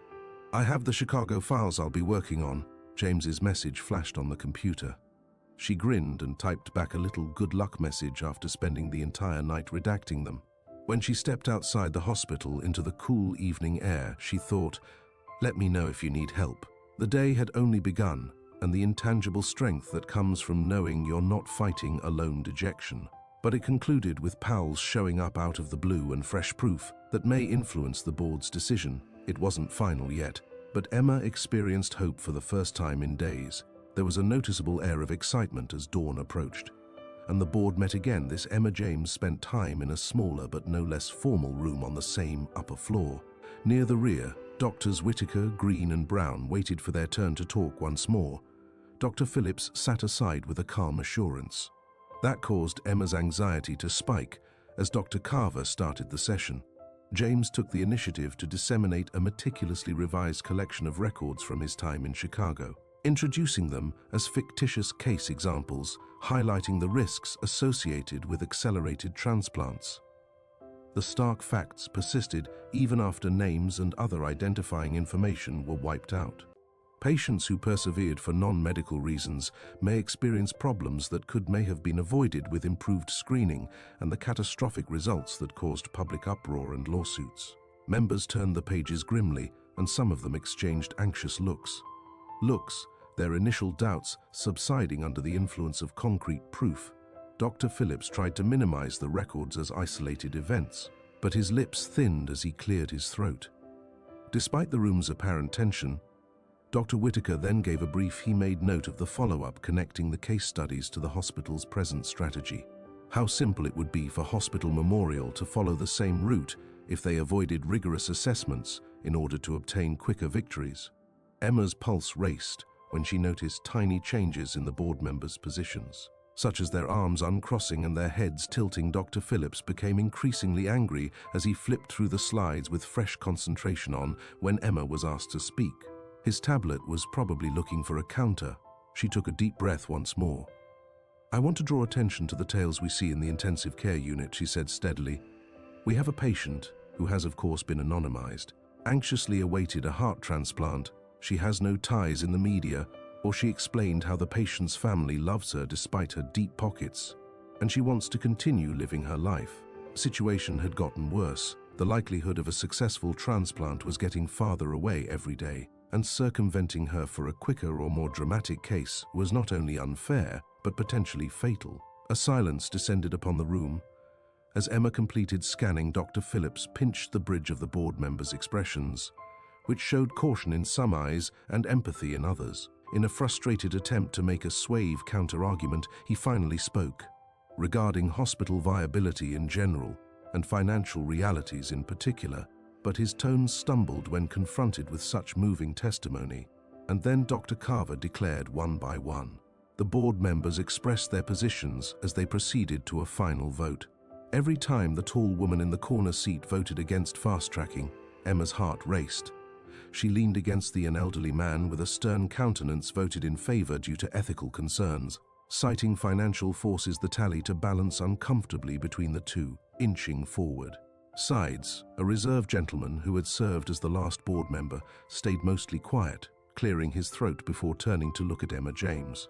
"I understand the necessity for funds," Dr. Phillips stated slowly, "but these new records and the testimony of Miss Reynolds demonstrate the human cost of putting expediency first. I am unable to support the fast-track program due to medical constraints." When he voted against Dr. Phillips's proposal, Emma's knees almost buckled with relief. A few employees applauded the plan, but the board room soon regained its decorum. Dr. Phillips sat. The final count stood in favor of him, his lips pushed in a tight line, rejecting his fast-track plan in favor of the more comprehensive, morally sound course of action. Once James and Emma had supported Dr. Carver, the meeting was properly adjourned. Applauding the heated discussion and stressing the importance of patient well-being would stay in front of the hospital's mission. Emma turned to get her belongings when she saw Dr. Phillips's cold stare, but she didn't back down. Yes, he was still a strong person in the hospital, but for the time being, their position had won out. James, Whitaker, Green, Brown, and Emma, the group of comrades, traded short handshakes, and pleased smiles were almost unreal after weeks of stress. successfully overcame what appeared to be an insurmountable challenge with the use of cooperation, careful data, and unwavering moral conviction. James approached Emma while holding onto the folder of redacted Chicago files. "We accomplished it," he muttered, letting out a trembling breath. Emma returned the smile. "With my advice, Doctor, we did, but the crucial word is we without your files. Dr. Brown's guidance, Green's statistics, and the several hours we devoted to honing our debates, things could have turned out differently. Dr. Brown sent a congrats. Your statement regarding intensive care unit patients was the decisive factor. Never undervalue the impact of true human stories." Emma experienced a surge of pride. Despite the enormous sense of relief, there was still much to be done to make sure the transplant program was carried out, appropriately monitoring patients such as M. Ramirez and with the unavoidable fallout from Dr. Phillips. But this, she had a renewed sense of confidence after winning, and she could sense it in James as well. As if as Emma descended the stairs, they parted ways to head back to respective units after a big weight had been lifted off his spirit. Elevator, she couldn't stop thinking about how Miss Ramirez could finally be able to opportunity to get the heart she so much needed. But in the midst of Emma felt both relief and joy, as well as the delicate threads of a more profound transformation. She had faced her own anxieties of speaking up via her own heart, and found concealed sources of strength, and formed an improbable alliance with a surgeon who it felt like I was sitting at the wrong table in the days after the board's decision. A flurry of activity in hospital memorials hallways. The fast-track transplant program had been formally reserved to provide space for a more comprehensive, morally directed procedure, theoretically. Emma James and her supporters triumphed, but reality frequently demonstrated that in practice, Emma altering the policy did not always result in harmony. Decided to check on M. Ramirez, so she began her shift early one Friday morning. She noticed a tense vibe in the air as soon as she walked onto the intensive care unit floor, muttered by the nurses. With eyes darting anxiously in the direction of Mr. Ramirez's chamber, Emma placed her handbag, and Miss Ramirez rushed to check what was going on inside the locker after placing her coat there. Her breathing was shallower than ever, and one of the monitors had begun to sound an alarm. Emma didn't waste any time in raising her head to chirp, indicating that her oxygen saturation was decreasing. Of the bed, examined the IV lines a little, and changed the supplementary. Dr. Whitaker accompanied her to check the most recent lab results for oxygen, and her heart's function is deteriorating, he muttered grimly. If a donor doesn't come up soon, Emma's, she said, I'll keep the tired patient comfortable, while her eyes lingered. The fear that Ms. Ramirez would not survive long enough for a transplant caused her chest to ache. Before Emma could continue, Dr. Robert Phillips, an unwanted visitor in the intensive care unit, entered the doorway, wearing an perfect suit, brows furrowed in a manner that exuded frustration and self-satisfaction. Dr. Whitaker Phillip spoke abruptly. I've been looking over the board's accepted rules represent a significant departure from my suggestions, but it appears that this is the course we must take for the time being. Emma became agitated but said nothing, occupied with monitoring Mrs. Ramirez's health. A part of her wanted to confront Phillips to tell him that they battled to prevent hurried, ostentatious practices that may overlook patients such as Miss Ramirez, but she remained silent. Won the policy war. There was no point in starting a personal argument in front of Dr. Whitaker, a patient who was in critical condition. Kept a professional demeanor, and yes, the board has spoken. Phillips, who is dedicated to a patient-centered, balanced approach, released a sluggish exhale. I'm here to see if there's a chance to show that we've succeeded with these new measures right now. After all that publicity, contributors have increased. Ironically, Emma's breath caught, and it was nearly painful how she tightened her jaw as Phillips reduced a donation that could save lives to a line item. Recalling James's remarks regarding the historic Chicago fiasco, how financial interests and Emma's pager vibrated at the exact moment that media pressure may distort the entire concept of patient care. Her heart was racing as she excused herself due to an urgent call from the neuro ward. The elderly man who had a hemorrhagic stroke was named Mr. Bernard Clay. While encountering unexpected difficulties, she ran down the... When she arrived at Mr. Clay's, She prayed in the hallway that whatever was going on might be treated. James Grant was standing by the bed, looking strained. Poring over the neurology resident's CT scans revealed that the ventilator's hum highlighted that James alerted Emma to the growing edema at that moment by tapping. According to the scan, he may require surgery to remove the pressure or have catastrophic brain damage. Emma gulped hard as she recalled their feelings of hope after his vitals stabilized after this setback. Felt like a kick to the gut. She begged James to put the scan down and inquired what the strategy was. "I've already called for an O to keep him as we prepare for an emergency operation." Emma responded swiftly to make sure Mr. was as steady as possible until we were ready to relocate him. To ensure that Cly's sedation was sufficient and that his airway would continue to protect her mind, his IV drips were established. Returned to Ms. Ramirez, who was lying in a different area of the intensive care unit, battling her own. Emma's heart was pulled by the strain of attempting to rescue several lives at once. A clear reminder of the James answered the phone with a curt as soon as she ended because of the hospital's constant requests. His brow furrowed as he listened, and after a moment he hung up and turned to face Emma.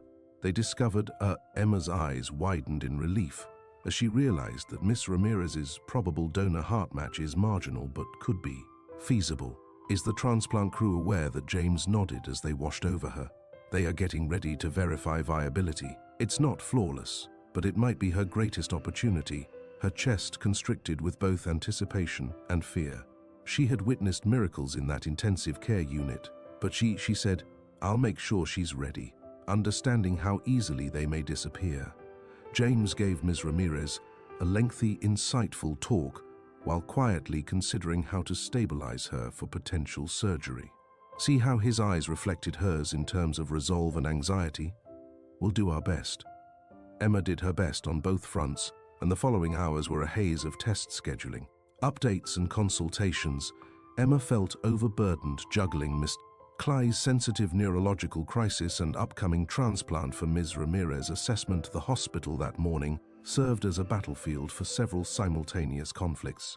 Some are solely medical, while others have political and emotional undertones. Eventually, when darkness fell on Boston, the city lights began to sparkle. Emma couldn't get rid of the feeling that they were about to experience a pivotal moment that would test their ability to. She stole not only her professional abilities, but also the moral principles she had battled to uphold. In that boardroom, realizing that the most difficult obstacles frequently appeared just when there appeared to be a glimpse of optimism on the Emma was still at the hospital, after working double shift by the time dawn broke the next day. Her eyelids felt gritted from lack of sleep, and her feet hurt out of necessity, yet she couldn't go. She had assured Mrs. Ramirez that she would remain until the donor's heart was more clearly understood. Emma sank into a chair in a quiet consulting room and rubbed her temples. Charlotte, who had arrived for her morning shift, sat from her and discovered Emma burning the candle at both. Charlotte murmured quietly as she handed him a coffee cup. "You look like you're about to drop. Any updates on Emma's heart match?" She happily received the cup. Verified that Miss Ramirez is a qualified applicant. "We are merely awaiting the donor's last round of testing to see if everything looks well, and she could have surgery tonight." It's great that Charlotte squeezed Emma's hand. "She's really fortunate to have you by her side." Emma's lips met Rye's, and we all smiled. Miss Ramirez might not have had this opportunity if Dr. Phillips had his way. She refocused on the day ahead as she sipped her coffee, the warmth of it not helping to relieve her weariness. "Emma, Moran Brown came over with a clipboard. A staff member is required. Discuss the new transplant policy this afternoon, since it was authorized by the board. As Dr. Gara requests." Charlotte looked at Emma to make sure all departments were in agreement. "I'll be awake for that," Emma said, nodding. "I have to be there to discuss the ICU viewpoint, but I must first see how Mr. Clay is doing." So she rushed, returning to his room, where a junior neurologist and James were talking about the next steps after the emergency procedure had lessened the strain on Miss Clay's brain, but the road to recovery appeared long and unsure. James nodded solemnly to Emma, saying, "Clay is stable for now." Emma discreetly pointed out the wrinkles, but will need to keep an eye out for swelling and may require another scan by evening. James's look of weariness reflected her own. "Is there anything I can do?" She pleaded for assistance, and he put a soft touch on her shoulder. "You've already done more," he said. "Then enough. Get some sleep. Even 30 minutes won't do you any good. Anyone if you're moved by his worry." Emma forced a small smile. "And I'll find a time to spare, but given Miss Ramirez's possible surgery," his eyes flitted. "I know it's a lot." And he paused before speaking quietly. "The burden of all of this is difficult, but I wanted to express my gratitude for Emma's commitment improves this environment by spreading a soft warmth." Their relationship, which was first characterized by an unplanned meal and professional formality, has evolved into something rooted in respect for one another. Perhaps because of the high stakes, I could still hear the heartbreak in James's voice as he described his experience in Chicago. Moments in which they were both seeking atonement. And hours later, the staff Emma took a seat next Dr. Aaron at the debriefing, which was held in a spacious conference room. Green waved briefly, and Dr. Phillips stood there with his arms folded. Emma couldn't help but notice his expression of studied indifference, stinging glance from the previous day, but she made herself focus and remain composed. Overall, making sure the new transplant procedure was appropriately enacted, Dr. Parva outlined the policy modifications, highlighting the Emma and Dr. Whitaker remarked on the significance of careful candidate assessments and equitable donation distribution, providing real-world examples from the viewpoints of cardiology and the intensive care unit. While Doctor throughout the conversation, Green emphasized the importance of anesthesiology. When the conference came to an end, Phillips was largely mute, but his closed-off body language said a lot. Emma wanted to think that the hospital was the source of the stiffness in her shoulders, genuinely moving in the direction of a patient-centered model. But she was also aware that not everyone was easily influenced by Dr. Phillips, but his effect persisted.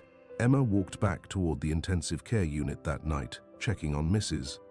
After receiving Ramirez's final test results, she stopped by a window that looked out over the parking lot. She exhaled slowly as raindrops streaked the glass, warping the brilliant headlights of automobiles heading off for the night. Considering the personal cost she had to pay over the past 3 weeks, due to excessive hours, emotional exhaustion, and ethical struggles, the hospital now seemed to be the center of her entire life.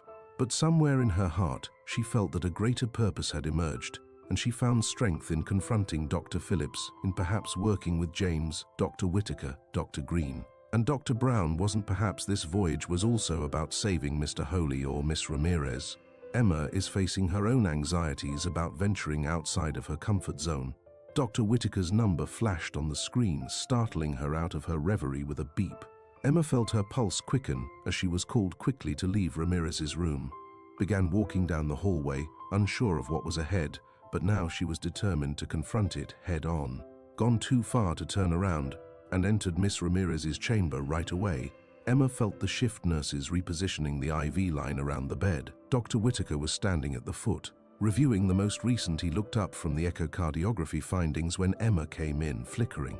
"It's happening over his features," he added, sounding both serious and optimistic. "Received the final approval from the transplant doctors." Emma's heart leaped, and Ms. Ramirez's donor heart is on its way. She had fought for a future with this woman for many hours, and now it seemed that chance had finally arrived. When will they begin? As soon as the organ is delivered. Dr. Whitaker turned to face Miss Ramirez and said, "They'll take her into surgery." Miss Ramirez, despite her weakness, managed a tiny tremulous smile. Emma wiped back tears as she whispered, her voice shaking with emotion, "Thank you for never giving up on me. We're a team. Here, you just concentrate on remaining resilient, and the remainder of the afternoon fades." Emma occupied herself with pre-operative procedures, while Miss Ramirez was getting ready for surgery, making sure medical records that confirm the accurate blood type crossmatch and provide an explanation of process in a soft, yet clear voice. And even though she was tired, she felt a wave of renewed energy, motivated by the hope that, after Ms. Ramirez was securely wheeled into the waiting area, Emma stayed outside, too restless to sit. And she gave her unspoken hope that the replacement heart would fit perfectly and that there won't be any last-minute issues that bring back memories of Dr. She briefly considered Phillips's discussion of prime examples, but she ignored them, which is precisely why they had fought so hard to keep individuals like Miss Ramirez from becoming lost in the hospital's chaos. James arrived shortly after receiving an update from Dr. Brown, still wearing the faint lines of pressure imprinted on his scrub cap from a recent neurosurgery case I heard. Ramirez's voice quiet as he said, "I finally got the green light," on his forehead. But optimistic, Emma nodded, sensing a tiny release of tension in his presence. Dr. Whitaker has begun helping the transplant surgeon with everything. James put a comforting hand on her shoulder, and it felt unreal. It's times like this when remind us of the reasons behind our actions. She looked into his eyes, remembering the tales he discussed his past and how a single hurried case may ruin a promising career. Now, they was on the brink of victory. "Yeah," she said quietly. "This is time crawled while they waited for the O staff to arrive and depart, which is why we battled." Emma roamed the hallway, giving updates every so often, and was compelled to face the powerlessness of watching from the sidelines when her only goal was to make sure everything went. James made a perfect effort to divert her attention by asking about her past or talking about the most recent neurological study. However, neither of them was able to ignore their underlying concern at last. Dr. Whitaker Emma hurried to him after emerging from the O and removing his surgical mask. Examining his face for indications of victory or failure, a tired but sincere smile appeared on his lips. "It's in, and it's pounding," he said in a voice full of emotion. "The final result won't be known for some time." But it appears Emma exhaled a sigh of relief as she felt tears well up in her eyes. "Thank you." She muttered, "You," but she wasn't sure if she was referring to Dr. Whitaker's fate. Or a greater force, James let out a tiny sigh and placed a soft hand at her elbow. Taking part in her joyful moment, they were just getting started with Mrs. Ramirez's recuperation, but Emma gave herself permission to rejoice in this brittle victory there. Would still provide difficulties due to the possibility of rejection infections months after closing surveillance, but as of right now, things have changed for the better. Emma ended up returning to the intensive care unit that evening to make sure Mrs. Ramirez was comfortable. Machines in her post-op bed beeped in precise rhythms, signaling that the Emma's tiredness vanished as her new heart began to beat steadily. If all went as planned, I would be amazed to observe the faint rise and fall of Mrs. Ramirez's chest. Moments later, this woman would be able to return to her family without the shadow that had followed her for so long. After completing her checks, she went outside to see James leaning against the wall of the hallway with his arms crossed. He was wearing, and as Emma joined him, he cleared his throat in a quiet, contented manner. His speech was subdued, almost like the end of a chapter. "Not only for Ms. Ramirez, but we have all demonstrated that thorough analysis and tenacity may be effective, regardless of what others like Philip think." Emma smiled, her eyes gleaming. "It feels like a personal metamorphosis with unshed emotions too. I had anticipated becoming heavily involved in policy or broad discussions. Yet here we are." Gazed affectionately in his eyes. "Yes, we are, and we work well together." Couldn't control the little chuckle that came out of her mouth. They had become a team as a result of an unintentional dinner date with fellow fighters in a medical battle. Emma felt a renewed sense of confidence, as if the once insurmountable hurdles have created a more resilient version of herself. And they split up shortly after learning the vigilance would be necessary in the upcoming days, due to Ms. Ramirez's precarious post-op status. Emma experienced a growing sense of peace settle in her breast, as if the difficulties she had encountered had reawakened a resilience she was unaware she possessed, and she had a sneaking suspicion James felt similarly. Ms. Ramirez's recuperation from her transplant fared better in the following week than most ventured to dream that her lungs would gradually get better every day. Cleared more quickly, requiring less ventilation support, and her color started to Emma. Was thrilled to discover these encouraging indicators after returning to a healthy hue, particularly considering how nearly Miss Ramirez had lost her opportunity.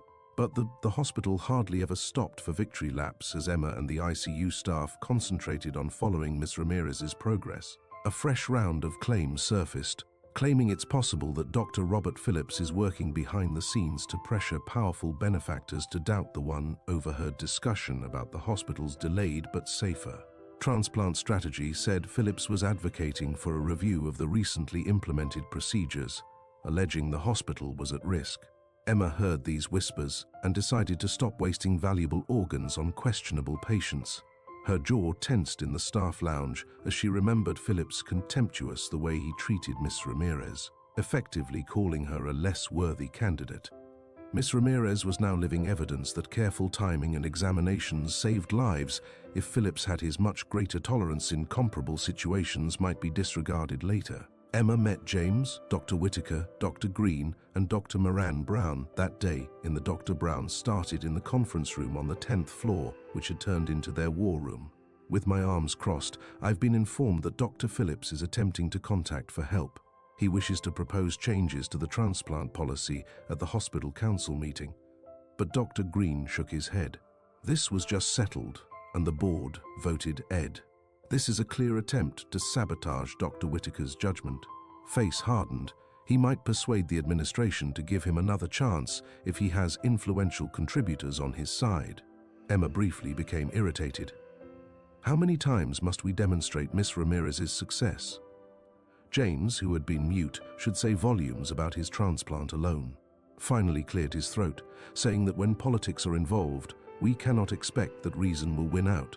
Phillips wants an ultimate stand. We must present him with convincing proof and demonstrate that hurrying or Dr. Brown agreed, turning to say, cherry-picking transplants is not only unethical but dangerous. Emma, you have been the most involved in Mrs. Ramirez's case. Her progress is evidence of how effective proper triage can be. You can collect her pertinent information without violating Emma's brows if it occurs, confidentially to present at this meeting lifted.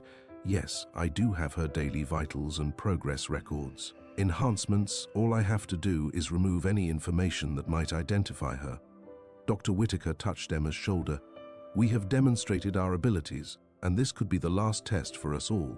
Once, but if Phillips presses the matter, we have to be prepared to defend it once more.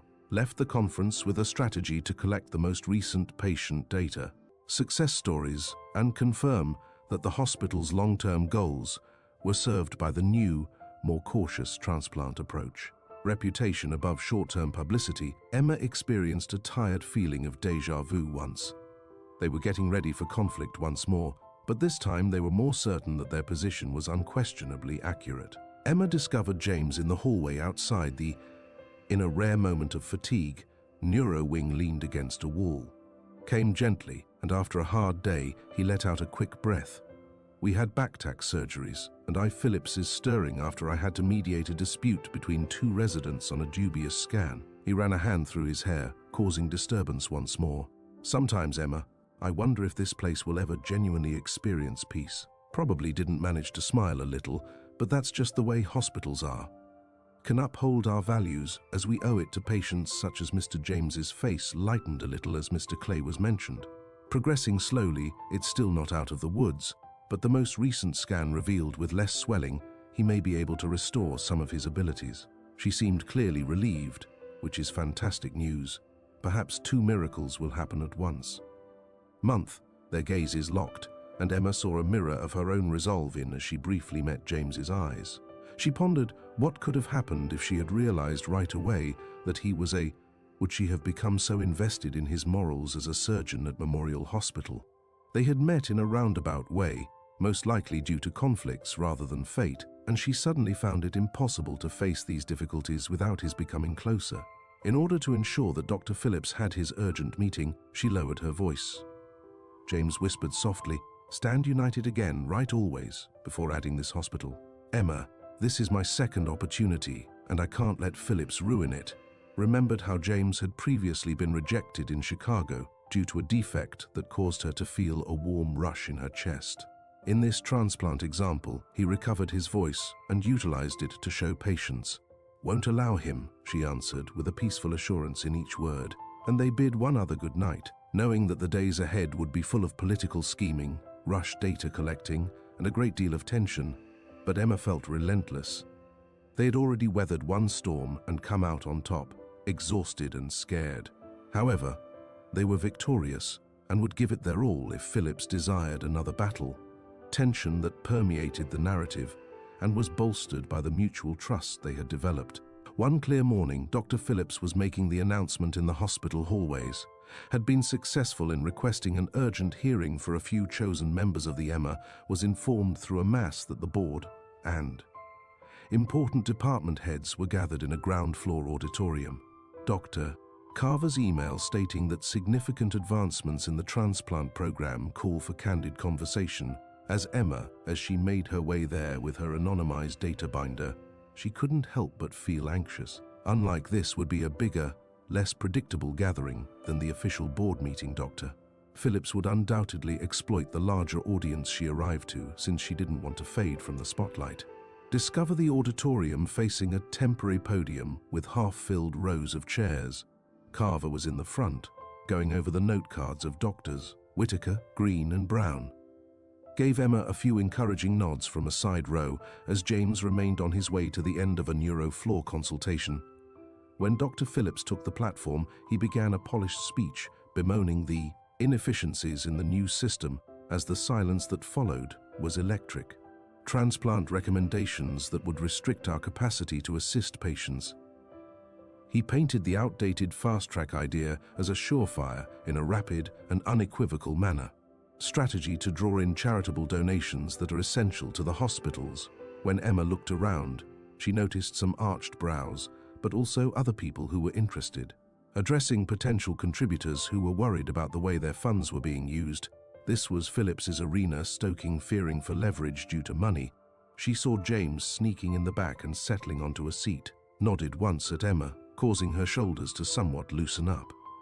She had previously faced Phillips, but now was the moment to finally invite Dr. Carver to share the new approach's real-world success.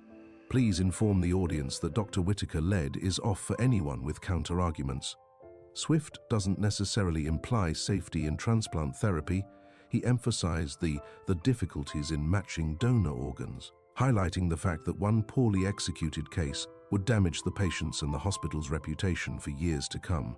Emma then took a deep breath. With her pulse pounding frantically, she walked up to the microphone and identified herself as Emma Reynolds from the IC. She related a few specifics of Ms. Ramirez's journey, beating with seasoned resolve, displaying her progress using daily vital records that have been anonymized and annotated to the potentially fatal decline and eventual recovery following careful examination and the right weight for A. Emma cleared her throat and said, with a sufficient heart, she's still recovering. But every day she becomes more powerful if we hurried to locate any available organ without the appropriate standards. Or if we had decided she wasn't deserving of the few resources, we may not have realized that this is a real-life result rather than a hypothetical one. That might have been missed. Emma noticed a few nods as a wave of whispers moved through the throng, glimpses of insight, but she remained resolute and refused to allow Dr.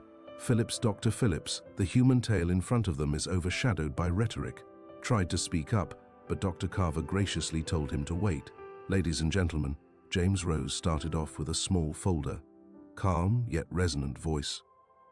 I want to emphasize how a comprehensive protocol not only preserves patients, but also builds staff trust. Yet it's discouraging to compel healthcare professionals to forego important screening in the name of expediency or publicity when they have faith in the system. When results improve, statistics improve for more than one high-profile case, but Emma captured the attention of every patient who entered our doors. Dr. Brown's brief expression of admiration amply demonstrated James's legitimacy. Dr. Phillips's jaw weighed heavily as the recently appointed yet well-respected neuro chief strengthened his slick self-assurance while wearing it in the last seconds. Dr. Kara allowed for a wider vote of support for the current, more rigorous transplant policy. Donors and department representatives were first hesitant, but Whitaker's medical gravity and James's unflinching one by one. Important figures are tipped by reasoning, and Emma's moving patient story expressed their support. The tension erupted like a fever, and Dr. Phillips remained steadfast. Although he continued to have influence, it was obvious that he lacked the when Dr. Carver declared that a groundswell was required to overturn the meticulously crafted arguments. The new transplant strategy would be legally upheld by the hospital, and the small cheers that reverberated throughout the auditorium was vibrating with excitement about M, and it felt like a tremendous victory.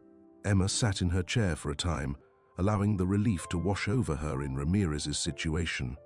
For her, this was a bigger event than a rerun of the board meeting. Reaffirmation, a second reckoning that gave Phillips limited space. James came up and offered a hand to support her while she stood. "You did great," he whispered softly, his wide smile chasing her away. "The account of his regular reserve, Miss Ramirez, is the greatest evidence we have of why we need to do things correctly." Emma gave him a grateful grip on the hand, and we all completed this together. She responded in a passionate voice. "And now, hopefully, we can stop glancing over our shoulders a few seats away and concentrate on what really important." Dr. Whitaker, doctors, Green and Brown, nodded their congratulations to Emma and James. Despite both setbacks and victories, the tiny coalition felt more united than ever, as Emma exited the theater, a feeling of closure descended upon her. Had faced the psychological anxiety of speaking up, as well as the external barriers of ambition and politics. Might have cost them a lot, but instead, it had brought them to a realization where Emma's commitment to each patient's life outshone whatever publicity or sponsorship agreement she came up with. A feeling of promise in the clear morning air drew people to the hospital memorial early. At last, the tension that had persisted in the hallways for weeks appeared to be replaced by a more subdued and optimistic spirit. Dr. Phillips's second loss in the hospital's dedication to a comprehensive investigation was reinforced by the emergency hearing. People discussed the change in muted tones of cautious optimism, tempered by the patient-centered transplant strategy. Reality of hospital life, she went to the intensive care unit first, where Ms. Ramirez, now 3, was. Weeks after the transplant, she was gradually getting stronger. As she entered, Emma's heart ached when she saw Irene Ramirez in her room. Sitting up straight, pallid but vigilant, she carefully raises a spoonful of broth to her lips while keeping the oxygen line in place. Dripped from her nose, but Ms. Ramirez, Emma, stated that the improvement was evident in the morning. Irene came over with a gentle grin and asked, "How are you feeling today?" Even though her hand shook a little, her eyes had a fresh vitality. "Better. I believe the meal no longer tastes like cardboard, so that's a step in the right direction," Emma said. "Laugh, which I'll take as a very positive indication." Irene's eyes shifted to the big window. "They informed me that if this continues, I might be moved out. I'll see you soon." It was difficult to comprehend that I was so near her, and she felt a chill go through her. Emma skillfully repositioned the blankets across Irene's shoulders. "You've made great progress, and you'll continue to gain strength." Dr. Whitaker and Emma were drawn to your silent footsteps in the hallway, showed up in the doorway, his face beaming as he examined the cardiac monitor. "Everything appeared to be in order this morning," noted looking over a chart. "There are no indications of rejection, so we'll carry on with the immunosuppressive medication. But if all goes according to plan, you'll be moved to the step-down unit by the end of the week." Irene let out a breath with relief and thankfulness in her eyes. "I owe this to every nurse. I can't express how grateful I am, Doctor." Emma caught Dr. Whitaker's. He offered Irene's shoulder a reassuring pat before apologizing with a knowing smile. As Emma completed her responsibilities, she felt the warm touch of him visiting other patients. Beginning of a new era at Memorial Hospital, where achievements like Irene were not distracted by politics or hasty ambition. Emma left the intensive care unit, for he was closely monitored neurologically in Mr. Clay's room, and his voyage was in sharp contrast to Ms. Ramirez's quicker development, as he lay in bed with his eyes half closed. Elusive spark of comprehension, but the monitors showed little daily gains in his brain function, which are evidence of the gradual, yet Emma stepped closer and whispered a probable recovery from his hemorrhagic stroke. Despite his inability to respond verbally, she occasionally believed she saw with a glimmer of recognition in his eyes. She described brief hospital updates, a habit she had formed. Providing a sense of normalcy, she had a strong conviction that patients, especially in altered like Emma, states gained from hearing a kind human voice. As she turned to reposition Mr. Clay's pillows, she heard someone walk in behind her. She saw that James Grant's recent scan revealed a little hopeful expression. "Reduction in swelling," James mentioned, looking at Mr. Clay's chart.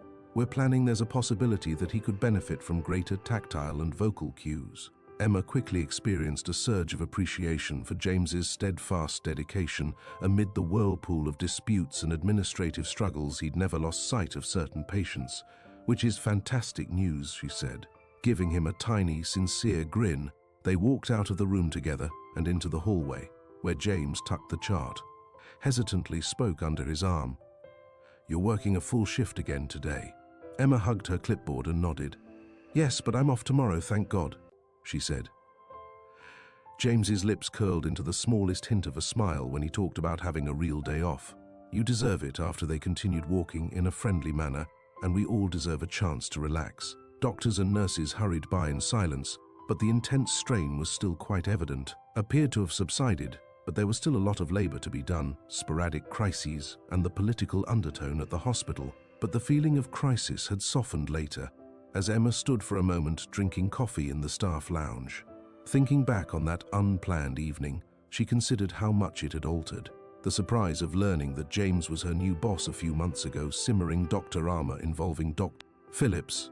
She now saw that she became a more resilient and self-assured nurse as a result of the struggle, not hesitant to speak up and criticize ethical dilemmas head-on. But her thoughts were cut off when the overhead speaker beeped, beckoning her to briefing on the new transplant criteria for the department. As she headed, Emma realized as she made her way to the meeting room that the hospital was more than simply her inner strengths were refined in what felt like a crucible of a workplace. 2 weeks later, creating a renewed sense of purpose that she had never really understood before, when Emma emerged from the hospital's front doors. The season had changed, and the icy cold that Carrie described Boston's early spring as lingering softer. She allowed the sun to warm her face, while musing on the winds that suggested warmer days were approaching. On how hospital life had also become more peaceful, Charlotte called her name as she was jogging from the staff parking lot and was already leaving. Emma shook her head as her friend made fun of her for not attending the staff luncheon. Tucking her loose hair behind her ear tonight, "My family is getting together. I said I wouldn't be late because my mother was coming into town, but in reality, she had been missing the more straightforward aspects of life outside of the hospital, such as quiet evenings, family dinners, and the aroma of homemade good for you." Charlotte smiled. "You've been living here for a long time. Enjoy the break." Emma sighed with satisfaction after finding her car in the busy lot. It felt nice to get behind the wheel. To drive back to her tiny apartment from the hospital on time, guilt-free, had a feeling of freshness. As if the city itself were providing her with. She cleaned her living space and changed into casual attire after regaining her perspective at home. Her mother, Harriet Reynolds, was expected in less than an hour, so she checked the time. Emma had spent so many hours driving from Cape Cod for a rare overnight visit. She discovered with a pang that she hadn't truly caught up with her mother after being mired in medical turmoil for months. When Harriet arrived, Emma's texts had become worried, as Harriet sensed her worry but never pressed her to clarify, embraced her tightly, and inhaled the reassuring aroma of lavender that seemed to cling on her mother's. "I'm so happy you're here, Mom. Come on in, clothes." Harriet is a small woman in her early 60s, looked after the apartment with maternal care. "It's cozier than when I was there last." Pointed out that you still need additional throw pillows, Emma, while admiring the lovely bouquet of flowers on the kitchen counter. As they snuggled into the lamp, they giggled and said, "I'll put it on my to-do list." Emma brought them both mugs of tea in the tiny living room, and Harriet's eyes glistened. "How have you been, sweetie? You look different." "I'm feeling both love and worry. Stronger." Perhaps Emma thought about how to respond after months of working nights and having emotional conflicts with Doctor. "I've experienced a lot," Phillips and the silent moments at patients' bedsides admitted, "but everything worked out fine. In fact, I believe I discovered a more profound sense of purpose at the hospital. It's not simply." Emma's mother listened carefully as she talked about not going through the motions anymore. On the successful transplant of Ms. Ramirez, the gradual but steady recuperation of Miss Clay, and how the employees have united to support Harriet's more moral principles. Face softened with pride. "It sounds like you've always taken care of essential work, incredibly about people," and they spent the evening remembering past relatives. Harriet is sharing Cape Cod neighborhood rumors with Emma. Between giggles and hot tea, Emma realized how important these tiny. She felt a renewed drive to balance her mental health in pockets of normalcy. Life as a committed nurse, and a woman with her own interests and relationships and easier joys. Later that evening, Harriet demanded that dinner be prepared in the scent of roasted chicken, and rosemary filled Emma's small kitchen. James Mr. Clay sent Emma a text message that vibrated through the flat. Opened his eyes today and gave a small response to spoken instructions. So I thought you'd want to. Emma noticed that she was grinning at the message, and her cheeks began to heat up.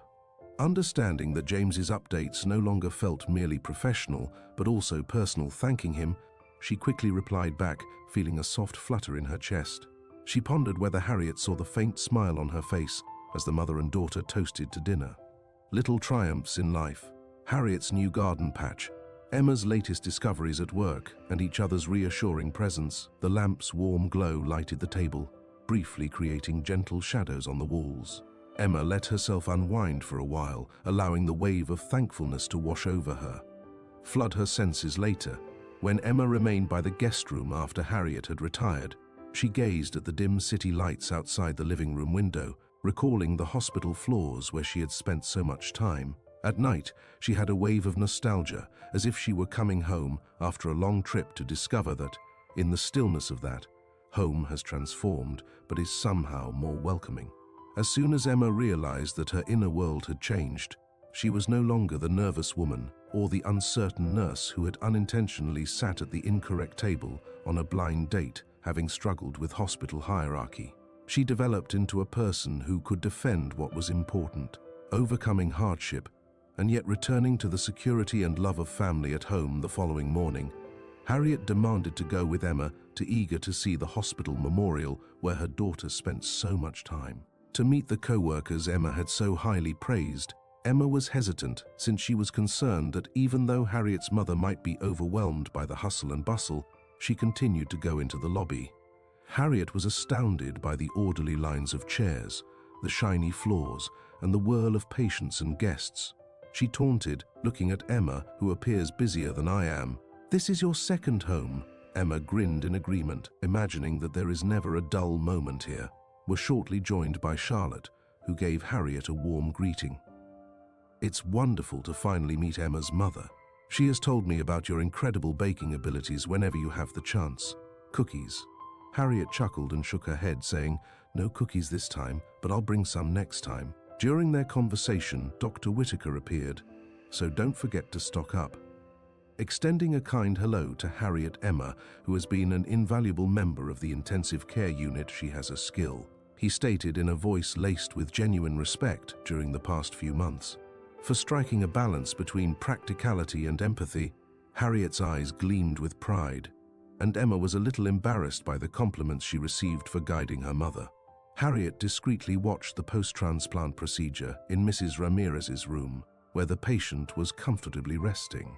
Her cheek's faint color flush stands in sharp contrast to the almost lifeless. When Miss Ramirez opened her eyes, Emma looked like the person she had been caring for weeks.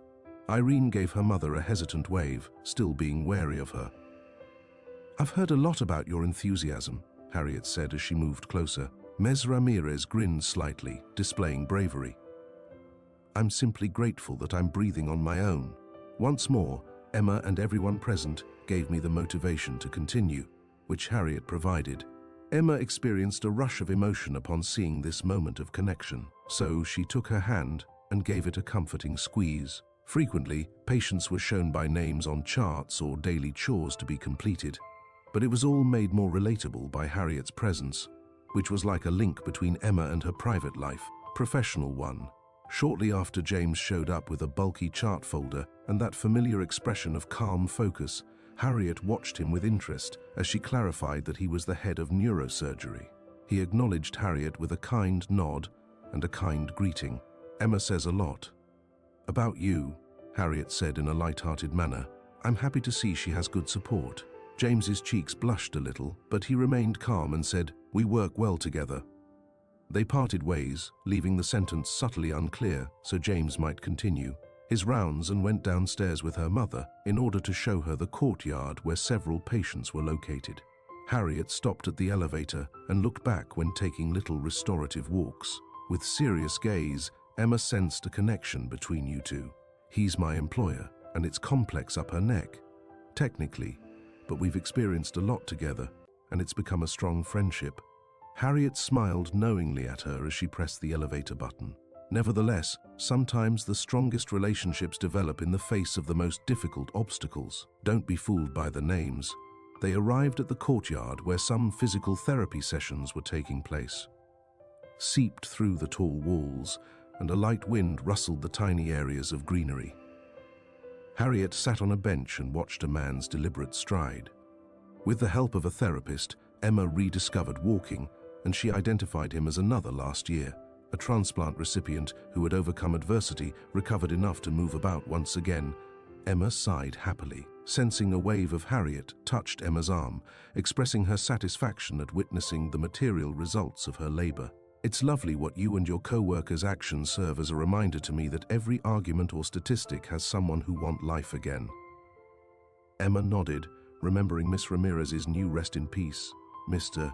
Cly's gradual but encouraging recuperation, and the innumerable patients who had entered the hospital, recalling the difficult sessions with board member Dr. Phillips' confrontations and the hours she and James devoted to gathering proof, all of which ultimately confirmed that they stayed in the courtyard until Harriet had seen enough to feel the heart, using the greatest treatment possible. Of the hospital's employees, patients, and small everyday miracles as they return, Harriet gave Emma a gentle pat on the shoulder and said, "I'm proud of you. Sweetie, you've grown." Emma sensed her struggle to overcome hardship and find a way to remain true to herself. Her throat constricted as she recalled the unsure and cautious girl she had been just months prior. She became aware that Harriet was now quiet and confident in her steps. Indeed, she had undergone a transformation that had strengthened and opened her heart. Together, they strolled past the glass panel doors of the intensive care unit one final time in her convictions. Before Harriet was ready to go, Emma repressed a wave of appreciation, thankful for the opportunity to show her mother the life Emma had created, a life full of difficulties, but also a great deal of hope and purpose. That night, Emma stood in the looking out the window at the far-off city lights in the almost empty break room. Harriet's visit had left her feeling she had led her mother out to her car with sincere compassion. Feeling reassured and reflective, Emma said farewell and promised to call more frequently now that she was alone herself, thinking about how to create a more balanced life that respected her commitment to the hospital while also fostering personal relationships. She turned when she heard footsteps behind her and saw James still in his. He watched her for a while, wiping away the faint lines of a long shift that were imprinted on his face. He murmured softly, "I've been looking for you," with a small smile on his lips. They walked to a more peaceful corner, close to a row of seats. After she nodded when she had a moment, she noticed the strain in his shoulders, which was a holdover from the days she asked, voice low, whether everything was okay. And he gave a little gesture as well as possible because Mr. Clay is reacting more favorably to the staff's morale appears to be greater now that treatment Ms. Ramirez is still improving. Emma felt comfort fill her chest as Philip's power waned. "It seems like the culmination of everything." James leaned forward, his voice softer, "and I wanted to say something about his hard work.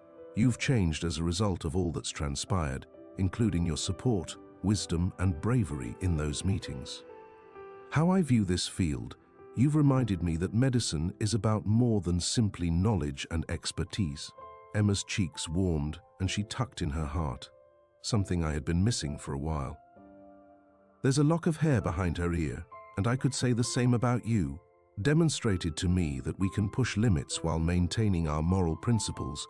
He paused, battling to find the right words. Then, in a rare moment of weakness, "James, would you like to have dinner outside of this hospital sometime?" for her hand. This time, her heart skipped a beat because she was confused about tables or blind dates. Remembered their first encounter at the Bistro Sinclair, a twisted labyrinth of false identities and partial truths. With a gentle grin rising her lips, she murmured, "I'd like that the path seemed clearer." They allowed the silence to persist while they came to an accord. They wouldn't approach whatever lied ahead as strangers or uneasy co-workers. However, they parted ways as two individuals who had developed together throughout hardships and victories. Emma woke up early the following morning with a warmth that seemed both fresh and long overdue. Arrived in the intensive care unit to discover M. Ramirez cheerful and awake thanks to her new heart. Emma pulled a stool next to her and she had enough energy to sit up and talk in brief bursts. I might be leaving the bed as I marvel at the woman's change. With a note of amazement in her voice, Emma Ramirez stated, "I see you for good soon. The physicians believe I can go to a normal floor. Did you know Emma's eyes heard you? Irene, you deserve this fresh start after going through the worst." She let out a watery chuckle, looking at the door. "I'm going to leave on my own 2 feet, you know." Emma nodded enthusiastically. "And I'll support you later." She inquired about Mr. Clay, who was seeing a professional for speech treatment. Even though his words were garbled and his improvement was measured in millimeters, there was a glimmer of resolve in his eyes, and she felt a rush of pride. Recalling the day he was taken to the hospital with a hemorrhage that threatened to kill him, she was constantly amazed by the human body's and spirit's tenacity. At noon, Dr. Brown called a quick staff meeting.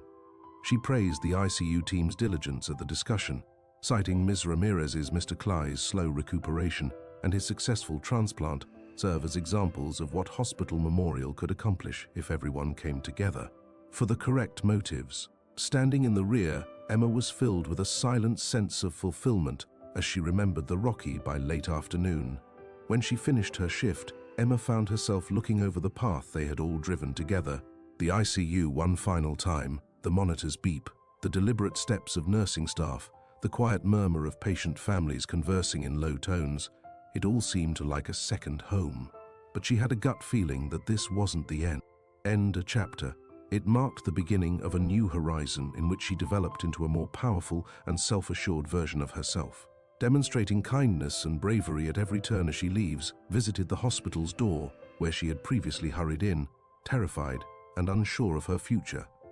She smiled as she remembered the new, well-known neurosurgeon and went outdoors to enjoy the fresh air. Fill her lungs, a message buzzed on her phone, and James recommended a certain restaurant that offered Boston's best clam chowder, and she texted back an enthusiastic response, her heart racing. Emma paused to observe the late afternoon sun as it reflected on her stomach. Tears pricked the corners of her eyes as she looked out the windows of the nearby buildings. She was overcome with gratitude for the patients that made it out alive, who hadn't yet imparted to her the valuable lesson of empathy for the co-workers who became friends, and for this version of herself who, in the face of hardship, had found a source of she went to her car keys and found strength and love she didn't know she had. Even though her muscles were exhausted a few months earlier, she couldn't have imagined jingling in her hand Heartlight. How a blind date's stay conceit would reveal a journey so profound now that she embraced whatever the future held. Every day is evidence of hope's tenacity, the calm, unwavering spirit that elevated her from nurse to guardian of life's delicate miracles. I sincerely hope you found today's story entertaining.